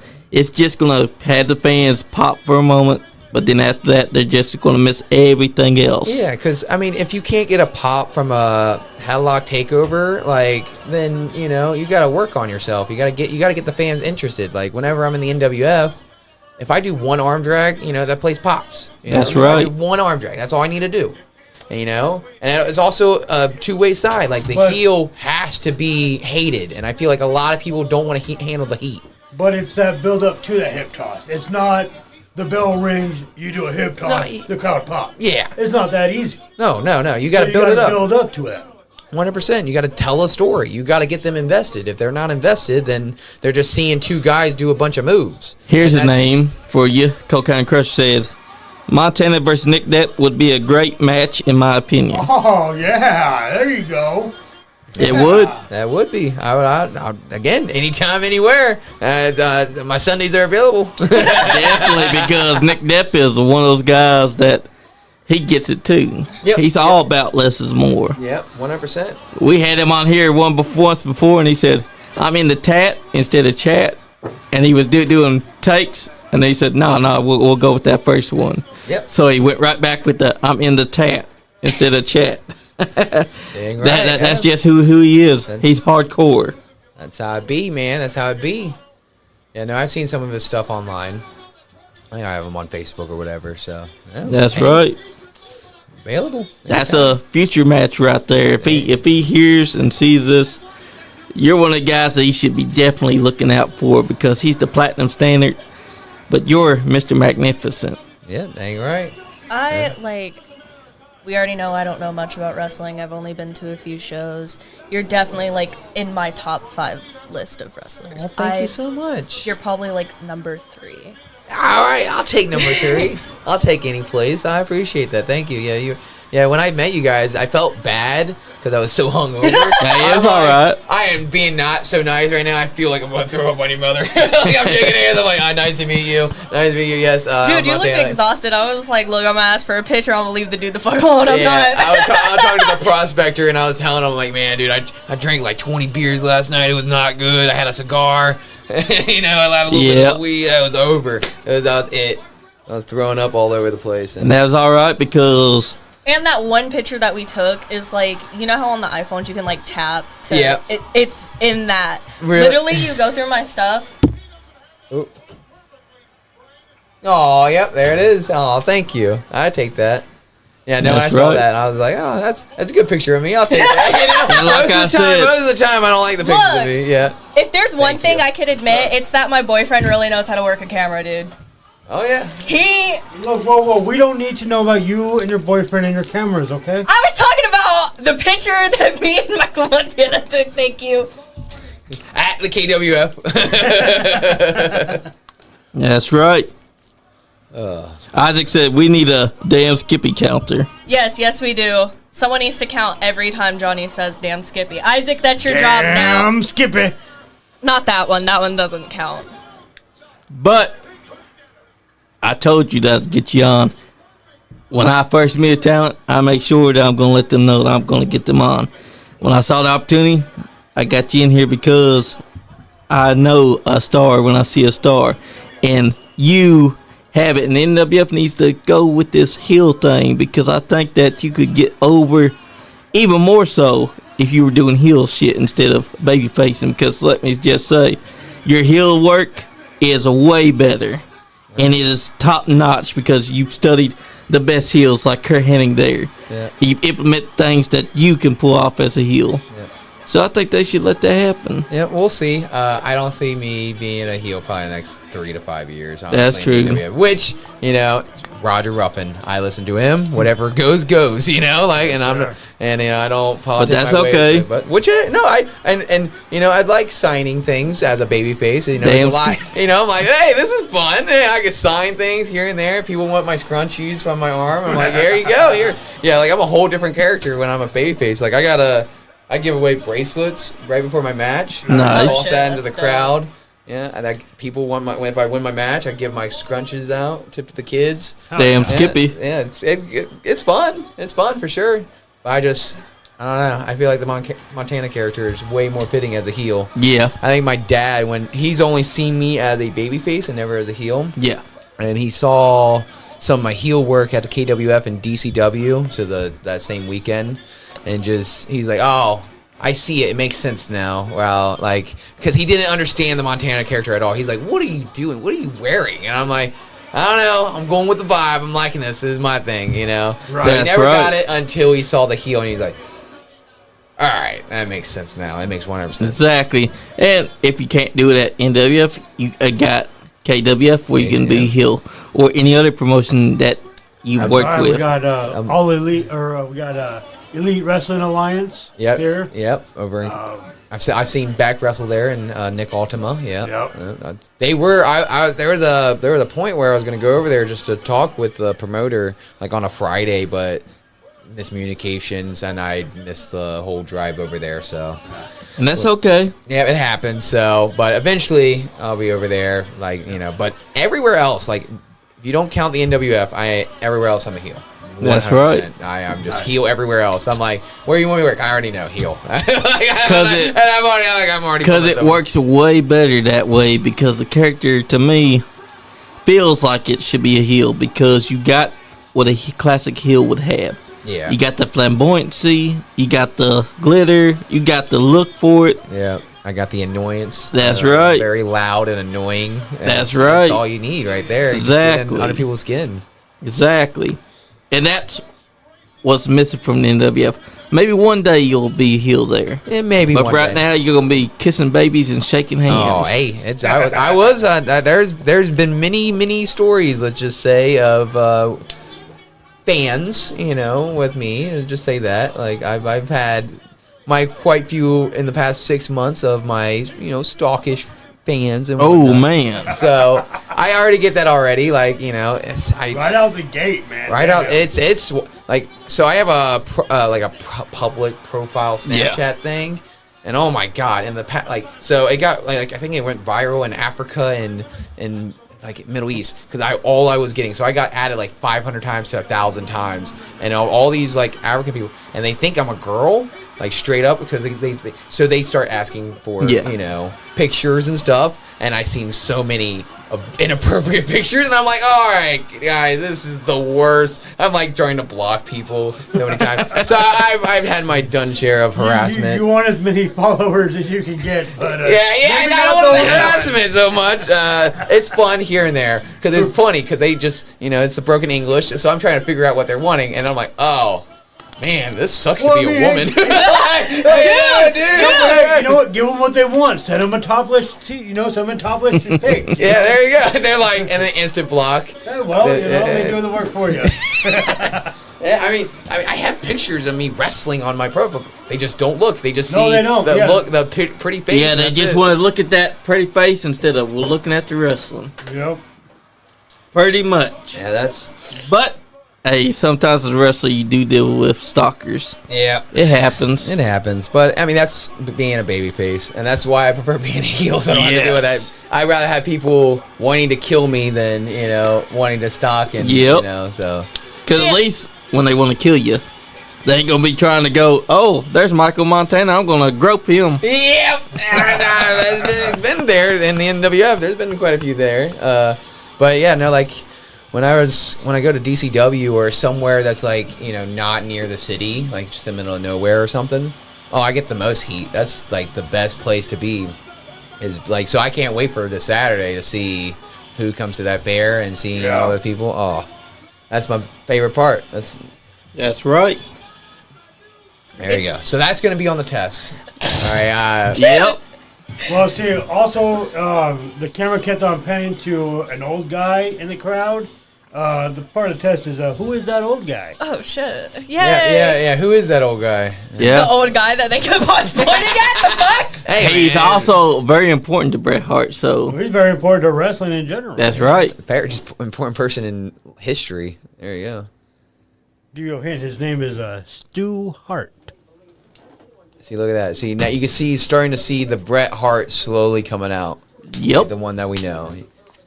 Because if you see a lot, like, it kind of helps you a little bit as a newcomer, seeing, like, the beginnings of a lot of these superstars. You're Yep. seeing, like, oh, they're just like me. They started just like me. They kind of have a character going, but they're building it. They're building it. I would say Bret Hart in general. Watch him from the beginning. Mm-hmm. You know, he was a small guy, scrappy guy. And Canadian Stampede Wrestling, Canadian yeah. Stampede. He teamed up with Neidhart. In the beginning, they were wearing blue. Blue, and then they turned into wearing pink eventually in 87. Yep. Yep. And that's when they became the tag champs there. And then when went a separate ways, I think in 89, 90. But, I mean, they started off as heel tag. Yeah. And then Bret, they went their separate ways, and Bret started becoming a babyface. That's right. I mean, 100%. just his career alone can be studied. So it's already 100%. Same way with, I think the Bulldogs, the British Bulldogs. Yeah, both same, yeah. Dynamite Kid and Davey Boy. Davey Boy. Because I know him as the British Bulldog. Like, Yeah. That's how I know him as. Right, it's very confusing. Like, yeah, like, I have to, like, so whenever I was a kid, I knew him as the British Bulldog, and I knew him as Dynamite Kid. And then I'm like, oh, they tagged together, and now they were the British Bulldog. Oh, and I bet Dynamite Kid's really angry about that. Hell It yeah. was. Yeah, it was. I guess this Saturday I will be spending most of my Saturdays studying since I won't be going to KWF. Yeah, see, the British Bulldogs were a tag team of the Dynamite Kid and Davey Boy Smith. After they broke up, Davey Boy Smith took the moniker of the British Bulldog, thus This is too much confusing the damn fuck out of our information. fans. And also, don't forget they also had Matilda, the pit bull. Matilda, the British Bulldog. Yeah. The literal British Bulldog. That's right. I love wrestling. Yeah.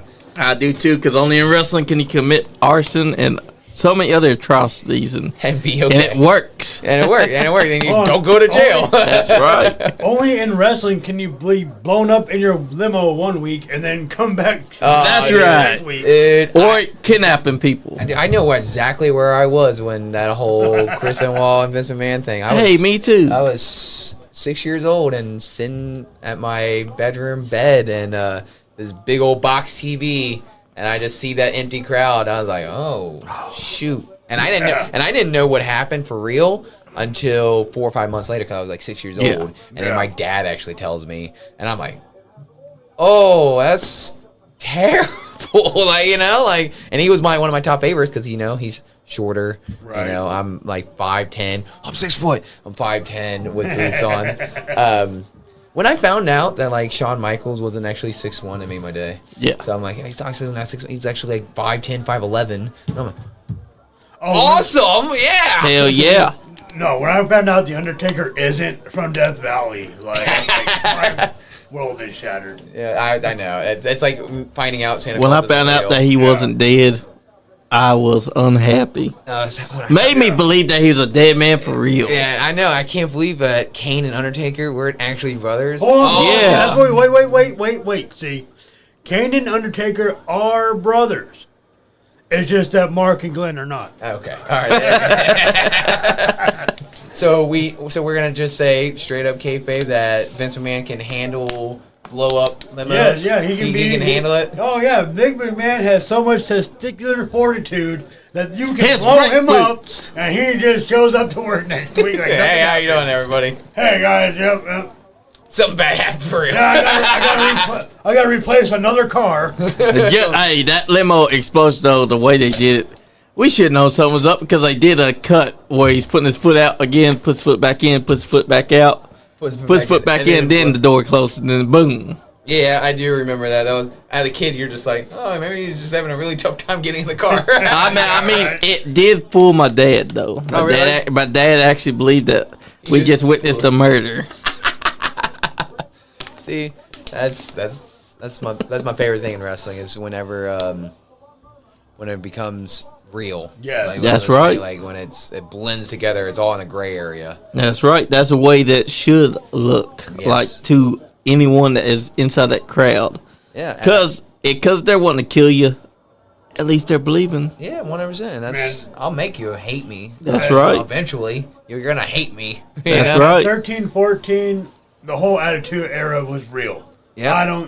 All that stuff in the 80s was scripted, pre-planned, but this stuff in the 90s, there's the Wild West. The Wild These guys are off the hinges. Hey man, that's what happened when you got a lot of drug going on. And, I you know, know, but I mean, like, you couldn't tell me that anything was scripted. You couldn't tell me the promos were scripted or nothing. Like, these guys are just saying whatever the hell they want. They're doing what the hell they want. honestly, I mean, even in the 80s, I would say that's true. I mean, now you can see it plain as day. Right, It's but really I mean, sucks. with all them coming out like, oh yeah, that was scripted. Or like, No. you guys scripted that argument. You guys scripted that fucking whole shit. Bullshit. Yeah, 100%. You actually hate each other. That's right. Y'all gotta hate each other with a passion. Don't be like Iron Sheik and Hacksaw Jim Duggan getting caught together Right. inside a car with cocaine. What year was that? 89? 80, yeah, 88, I think it was 89. 87 or 88. Yeah, then what did the Sheik get fired for that? Yep. They both got fired, but Dugan was brought back like a couple months later, I believe. Yeah. Yep. And But at the time, they were supposed to be heated rivals, and the police pulling them over and catching them together was not a good look. not a good look. That's what they got in trouble for, is being caught together, not the weed. Yeah, that was the thing. And Vince was like, I don't care about the weed. They're next to each other. Oh man, fired. They fired both of them. Oh, That's right. They're more pulling hair. Cameron said Vince McMahon can handle an exploding limo, but he can't handle assault allegations. That's true. Yeah. Federal government will all get you eventually. Yep. Don't care about your gimmick. He was not smart. Apparently, he thought shitting on heads was gonna not come out to light. Yeah. I mean, it's perplexing to hate on McMahon because, I mean, he deserves all the hate in the world, but then again, none of us would be here without him. Yeah. It's a double-edged sword. It really is. It's very perplexing. It's very complex. I mean, fuck you, Vince. You're a piece of shit, but thank you for all you've given us. Yeah. I feel like there's like two arguments when it comes to that because because a lot of the wrestlers in the territory time, like the early 80s, 70s, they were making bank and stuff. And whenever Vince McMahon started to swallow all of them up, you know, it didn't give him a whole lot of freedom. Right. And he did make it as big as possible. Like, pro wrestling isn't be without Vince, but I could see both sides where the territories, there were thousands of people watching wrestling, you know, from their local station or whatever. But nah, we wouldn't have WrestleMania. We wouldn't have, you know, Bret Hart's, you know, Shawn Michaels, all these, like, for example, The Rock going into Hollywood. That wouldn't have happened without Vince. So Exactly. That's why it's a double-edged sword, because on one hand, he gave us all this. But then he turned out to be the biggest piece of shit that we ever heard of. I mean, everyone knew that probably all the way, but they didn't know the extent. Yeah. I did not know the extent. I knew he was like, I knew he had a bunch of skeletons in the closet, 100%. You just didn't know how many. I didn't know how disgusting they Damn were. Skippy. Yeah. They were, oh man. He was the biggest creep that there was, and the fact is that there's still so much that we don't know. Is that also going to be on the test? Ugh. Yes. It's all going to be on the test. Everything is on the test from find out which fish man is who, Look. which fish man is what. Who invented the Luthez press? Here's The a person hint. that invented it? The fuck? Here's a hint. It's in the name. I didn't even pay attention to what he said. Luthez. Yes, You already come on. failed. You already failed. You That was level one. I was trying to help you out there. I'm like, I was not paying attention I was to a trying word to- you said. See, I'm that's too why busy you- flirting. See, that's why you will always just be an intern. Yeah, I'm okay with that position. Shit. Yep. I'm far too busy flirting with people. But Quit talking to AJ Kazana already. I'm not talking to AJ Kazana, but like, Whatever. I'm not. I'm talking to someone else. I You promise. hear this, Isaac? You hear this? I hope you're First watching, of all, I got a fiance and a boyfriend. Isaac already knows about it. I don't give a shit. That's your red shit. That's not my, Nice. Not my can of worms. not my monkey, not my circus. Yeah. That's right. And right now, Bret Hart has. I think they won the match. No, the match's still going. He just knocked Perfect out of the ring. Referee's holding up his arm. It's been 10 minutes of them pulling each other's hair and trying to get the advantage, and finally Bret Hart got the advantage. This is the not so good match. This one was not as good as the '91 SummerSlam. But that's okay because it was just them filling each other out.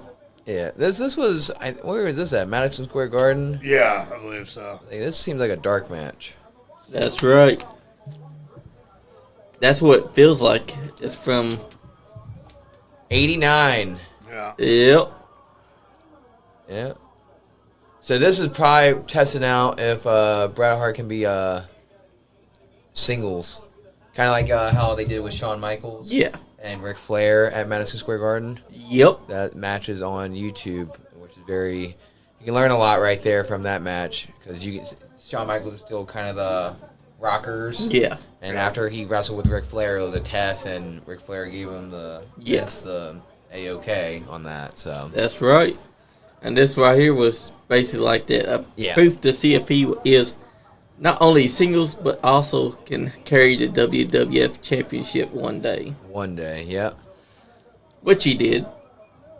But of course, we remember how that one reign ended with Yokozuna taking it, and then Hulk Hogan we would don't come talk in and be about like, that. We don't talk about Man, the worst fucking moment. So that's my favorite, one of my favorite arenas Yes. of all time. Yes. It was so unique as a kid at WrestleMania 9, watching the elephants and everything. But rewatching it, there's only like maybe 3 good matches on there. Yeah, no, it wasn't a good card at all. Not a good card, and especially that ending. Yeah. But at least WrestleMania 10 Was that the same one as Taker and Gonzalez? Yes, Yeah. yes, with that weird fursuit thing. Yes. Yeah. yeah, that was weird. Yeah, it was. He looked naked as fuck, but he was not naked. Yeah.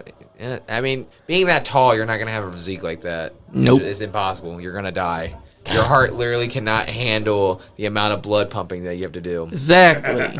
But I mean, at least at WrestleMania 10, the one following that, it became the first match, Owen Hart versus Bret Hart. That's also, I think, maybe my 6th favorite match right there. Oh, that was a great It one. was so good. Yep, super kicks. Oh yeah, there you go.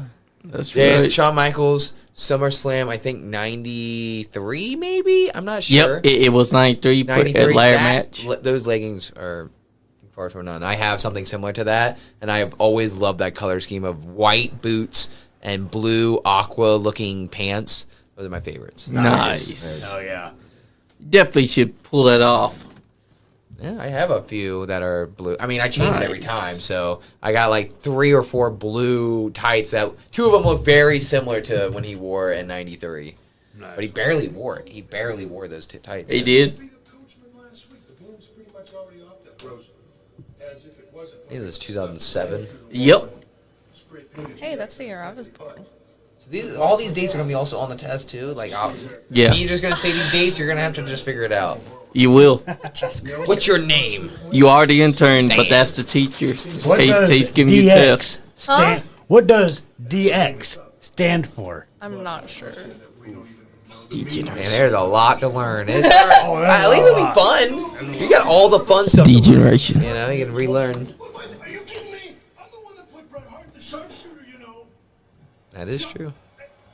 And you don't go to it. You married, what's your name? Is the test going to Stephanie. be like an online test, or am I going to have to take it in person? Here's the real person. question. In person, it's 3 hour long. Yeah. 500 questions. Yeah. So 2 things. I bought an IEP. Oh. I'm gonna need breaks and Okay, that's fine. Stand. Also, there's going to be a bonus 501 question. shit. If it was gonna be Bam. online, I was just gonna have my rest. And then another one. Bam. This was one of those guys was actually Ty Dillinger that just Yep. got. I think it was the first one. Yep. Yeah. Super kicked that stand. Yeah, But his real name was Sean. yep, Yeah. Sean Spears. Yep. Yeah. Also, I remember this one too. Because he super kicked his best friend. And then John Yeah. Cena's face here. I think this is 09 Survivor Series. Yep. Yep. Man, I'm good at these dates. Bam! Bam! John Cena's shocked, like, what the hell? Oh my gosh, my that's gosh. where that meme came from. Holy shit. Here's the hilarious thing, though, Michael, because he did it again Yeah. in the Royal Rumble, Yeah. and Triple H's dumb ass couldn't see it coming. Again. Yeah, the second time. All because HBK wanted that match with Undertaker 100%. at WrestleMania yeah. 26. Which is some good storytelling right there. You know Yes, what? it Dude, was. the greatest. Look up the greatest super kick ever. When he puts Jannetty through the glass. Okay. That's what I was going for. Yeah. You read my mind, Big Beard. This made HBK right here. Shawn Michaels became HBK. I'm Yep. right, kid. Yep. I don't know if that's the greatest super kick, though. I don't know. That's the Shelton greatest. Benjamin. Shelton That's Benjamin won. the greatest because it puts him on the course. That is true. You're not wrong. That is storytelling wise So at the this- greatest. They This were is tag team beginning. partners. Yep. Uh-huh. The guy in the red, something happened in the match where he cost them the title belts. So they're arguing, they're fighting. They're trying to get back together. That's right. Sounds Well, fair. this is the beginning of the Sounds fair to Heartbreak me. Kid.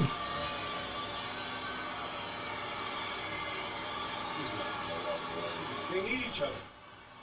No, they don't. Best friends, brothers.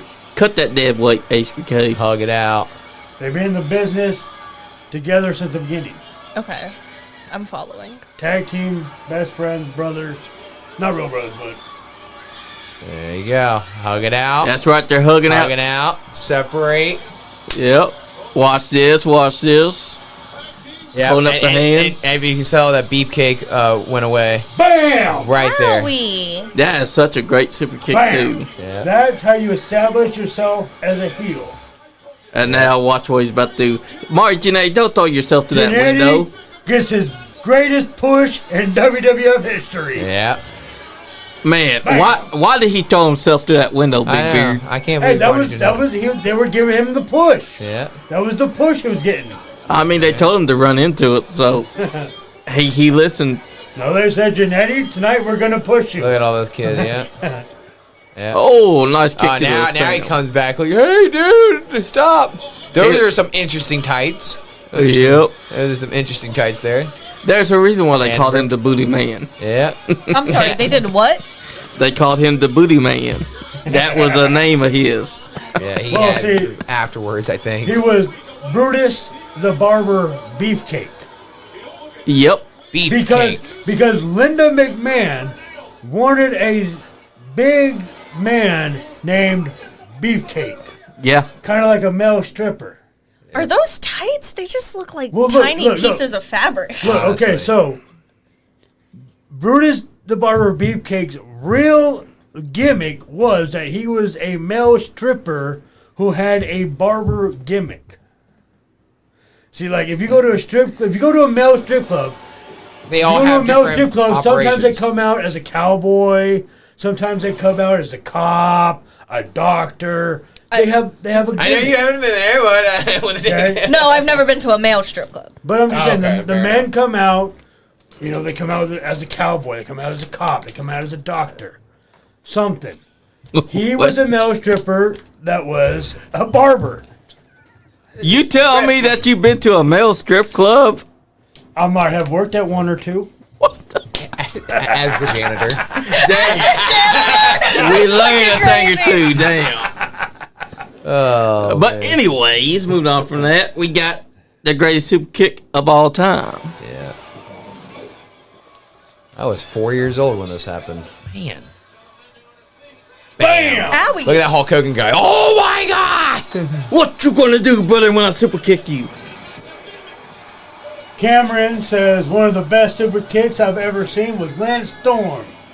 Yes. Lance yes. Storm, but which one? I mean, He also said that you sound like you have first-hand experience with a male strip club. well, I just said I might have worked at one or two. Maybe. Maybe. The word I- maybe. Allegedly. Allegedly. Or he was there as a customer. We won't judge. Allegedly. You know. But yes, no, Lance Storm does have a amazing super kick. No, he does. Very underrated, too. He does. But what about the cryonic kick? What about Chris Adams? We don't talk about Chris Adams. Not Why on don't this we podcast. talk about Chris Adams? That's on the test. That, but that's bonus points. So like if you get it, it's extra credit. So That's we won't right, give you the it's answer to that one. You're gonna have to extracurricular figure that talent. one out on your own. Oh my goodness! Oh, no, we're back to He had some we're great rewatching stands. super kicks. I'm gonna put all the answers in ladies' service vest and just like slowly look at that shit. That's smart. Hey, look. If a heel cheats, then a heel cheats. And if that's what you are, then that's what you are. That's right. Technically, you guys can't deny my service in a while. That's true. We can't. This was building up to WrestleMania 23. Yep. Yeah. This was a good one too. This was in '97. Yeah. No, this was '98. Yeah, you could tell this man never sold it before because that super kick, he sold it like he'd been shot instead. Yeah. Why is he dancing? Because that's who HBK is. He's called the Hogan Heartbreak must Kid. pose, Michaels must dance. Yeah. I dance a lot too, so I kind of saw that from Sean. He said, extra credit question. Who better than Canyon, intern? Ooh. Who better than Don't Canyon? know. Nobody, I guess. Ding, ding, ding, ding. She got one right. She what? got one right. Nobody Oh, better than wait. Canyon. Pardon me, Cam. Are you saying that you know that you're wrestling someone? He said he can't wait to wrestle you this Saturday night. Oh, Ooh, looks like we might be ringside for you does versus Cam him. have insider knowledge that the rest of us don't? Does Oh, my Cam God. know who I his have no opponent is? information, so I Does guess Cam so. know his opponent? is? Has Cam stolen J.R. Rock's ability to predict the matches and just pulled Michael Montana's name out of the basket and said, "Yep, I'm facing him." He's politicking his way in there. All right. He is, but hey, it's gonna be a hell of a match if it's true. Hey, yeah, dang right. Because Can't both wait. of y'all are still relatively young to the business, Oh, so that's pretty good. yeah, it'll be a fun little match right there. Yeah, Will, this was a good one great too. one right Yeah. here. Bam, right into the wheelchair. See, now that's how you sell a super kick. I'm gonna hit your leg with your leg. What? That's right. Actually, Owen Hart saying that was one of the best for me. Because he said it without missing a beat. He did Oh, not yeah, no. stop. He And knew he fucked up, but he was like, I just still gotta recover. I just damn gotta go with Scrippy. it. I never understood the NWO after the WrestleMania 18 when Shawn Michaels became the leader and Yeah, stuff. I just- Yeah. I love the look of Shawn Michaels in the NWO type Right, stuff with but his it was backwards just, it was cap. Click 2.0, but Yeah. that's all it was. Oh, it was. It was Click Definitely. 2.0 in NWO clothing. Yeah, and then it went away. Not even until 2002 fall, honestly. Isaac said he's rooting for Party Man Cam. Hey, Isaac, you can't do our guests like that, man. You can't do our guests Hey, like that's a that. possibility. I mean, aren't we the party people though? But we have to honor and show respect to our Yeah. guests. That's true. Until the very end, like until I Isaac, leave. my heart's actually broken that you said that, dude. What the hell? What is wrong with you?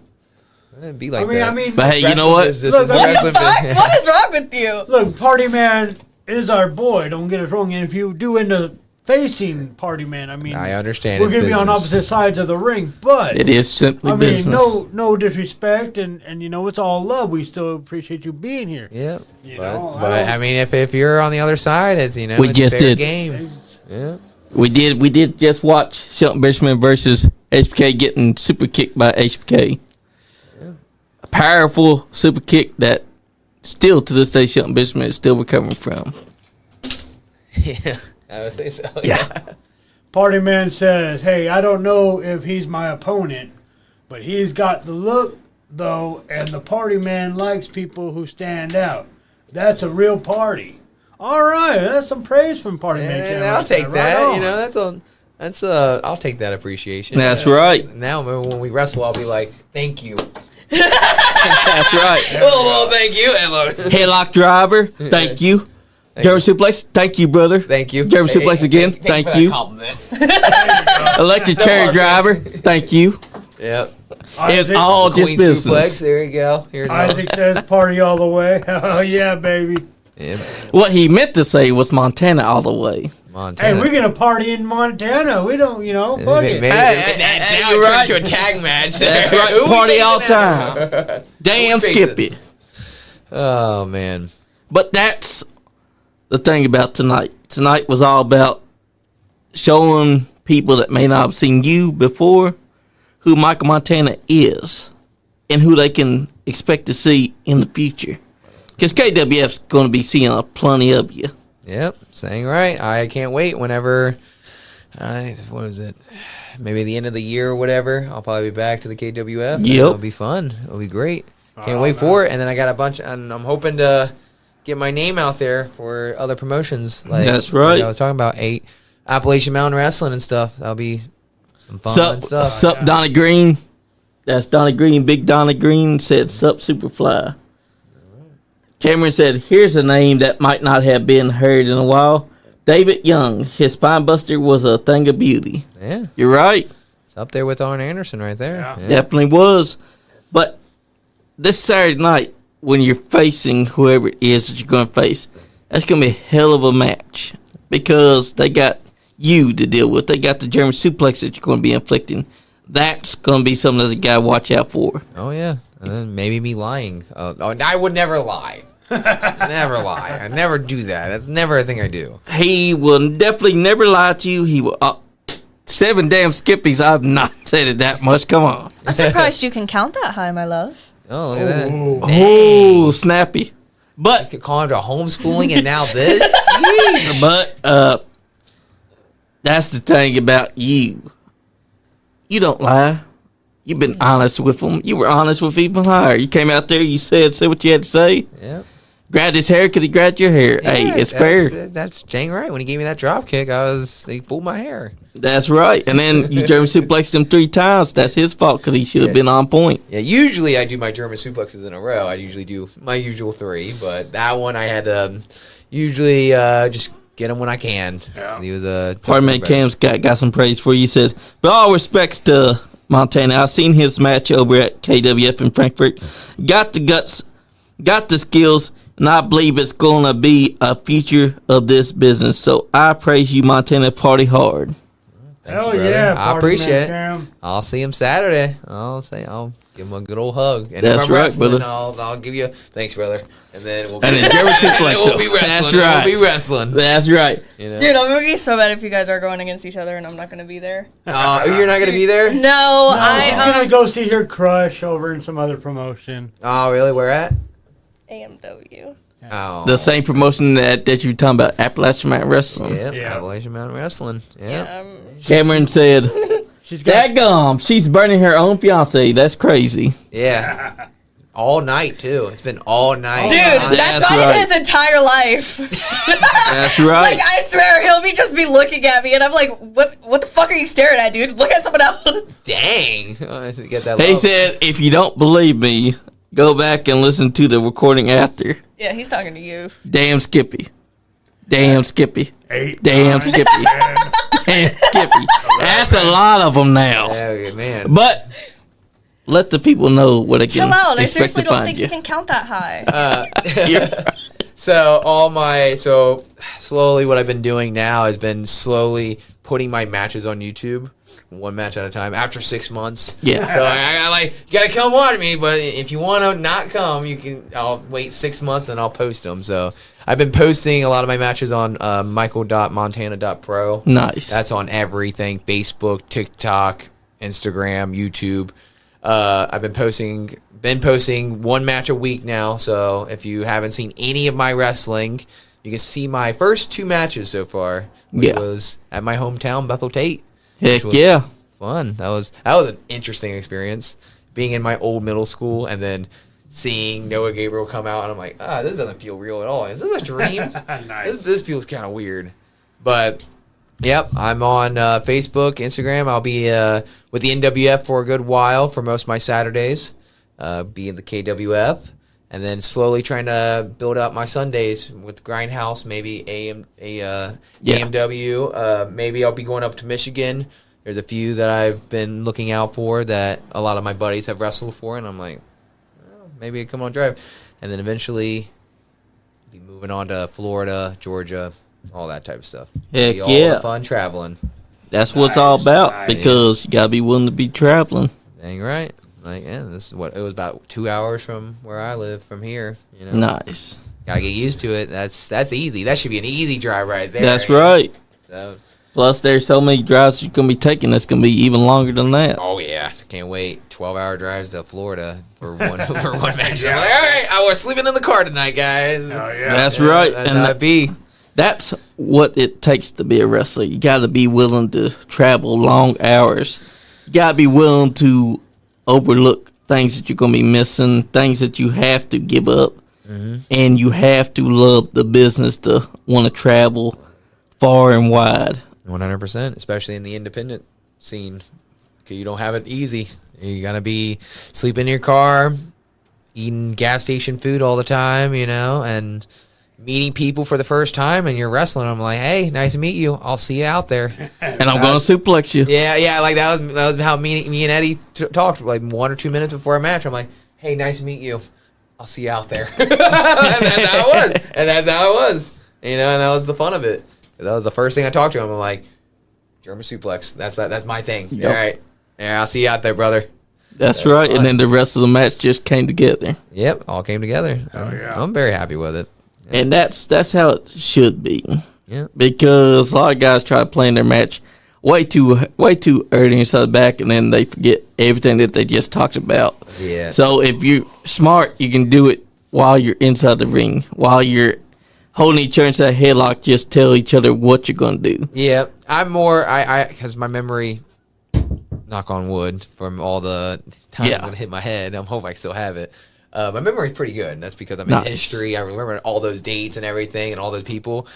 So whenever we go over the match, I remember it all. That's usually Yeah. why people like me. They're like, "Dude, I'm lost," and I'm like, "I got you, brother." That's It's right. Fine, we'll keep going. It's all right. So I try to be the Kurt Hennig as much as possible. Where if you have a match with me, you're gonna have a good match. That's right, brother. I'm gonna make you look good, and you're gonna make me look good, and that's all that matters. That's wrestling for you. We've now hit 1 hour and 56 minutes. Oh, really? Is it almost 9:00? Yes, It is. Oh it is. man, we've been all. This has been a fun time. Been Hey. watching wrestling, talking Man. wrestling. That's all it is. That's right what there. we encourage. Yeah, there. That was. Who wants to say their goodbyes first? I'll go ahead and Yeah, start. because the person that was last goes in first now. Yep. The guest always goes before the others. You said the guest. So No, I have no, after the That's others. not that Okay. Thank you for stopping by. And like I said, I am really looking forward to your future because of your knowledge of the past. Like, I am really going to be keeping my eye on you, and I'm so excited to see what's in store. Thank you, So Dudley. thank you for stopping by, and I'm excited, man. I appreciate it, Dudley. I appreciate it. Me Intern. next. Bet. Nice to see you again. It's so nice to know all these things about you, especially like where your name came from and what your inspirations are. That possibly could be an inspiration for a lot of other people. And I'm really excited to see you in the future, although I won't be there Saturday, dude. I'll be there plenty of other times. Hi, Theo. Bye, Theo. Johnny, I see you every day. I don't really care. That's a nice goodbye. Yep. She used Michael. to love Johnny. Now she just sees him every day. It's Yeah, whatever. it's a No, Johnny's still my best friend. But I see him every day. Like, Michael.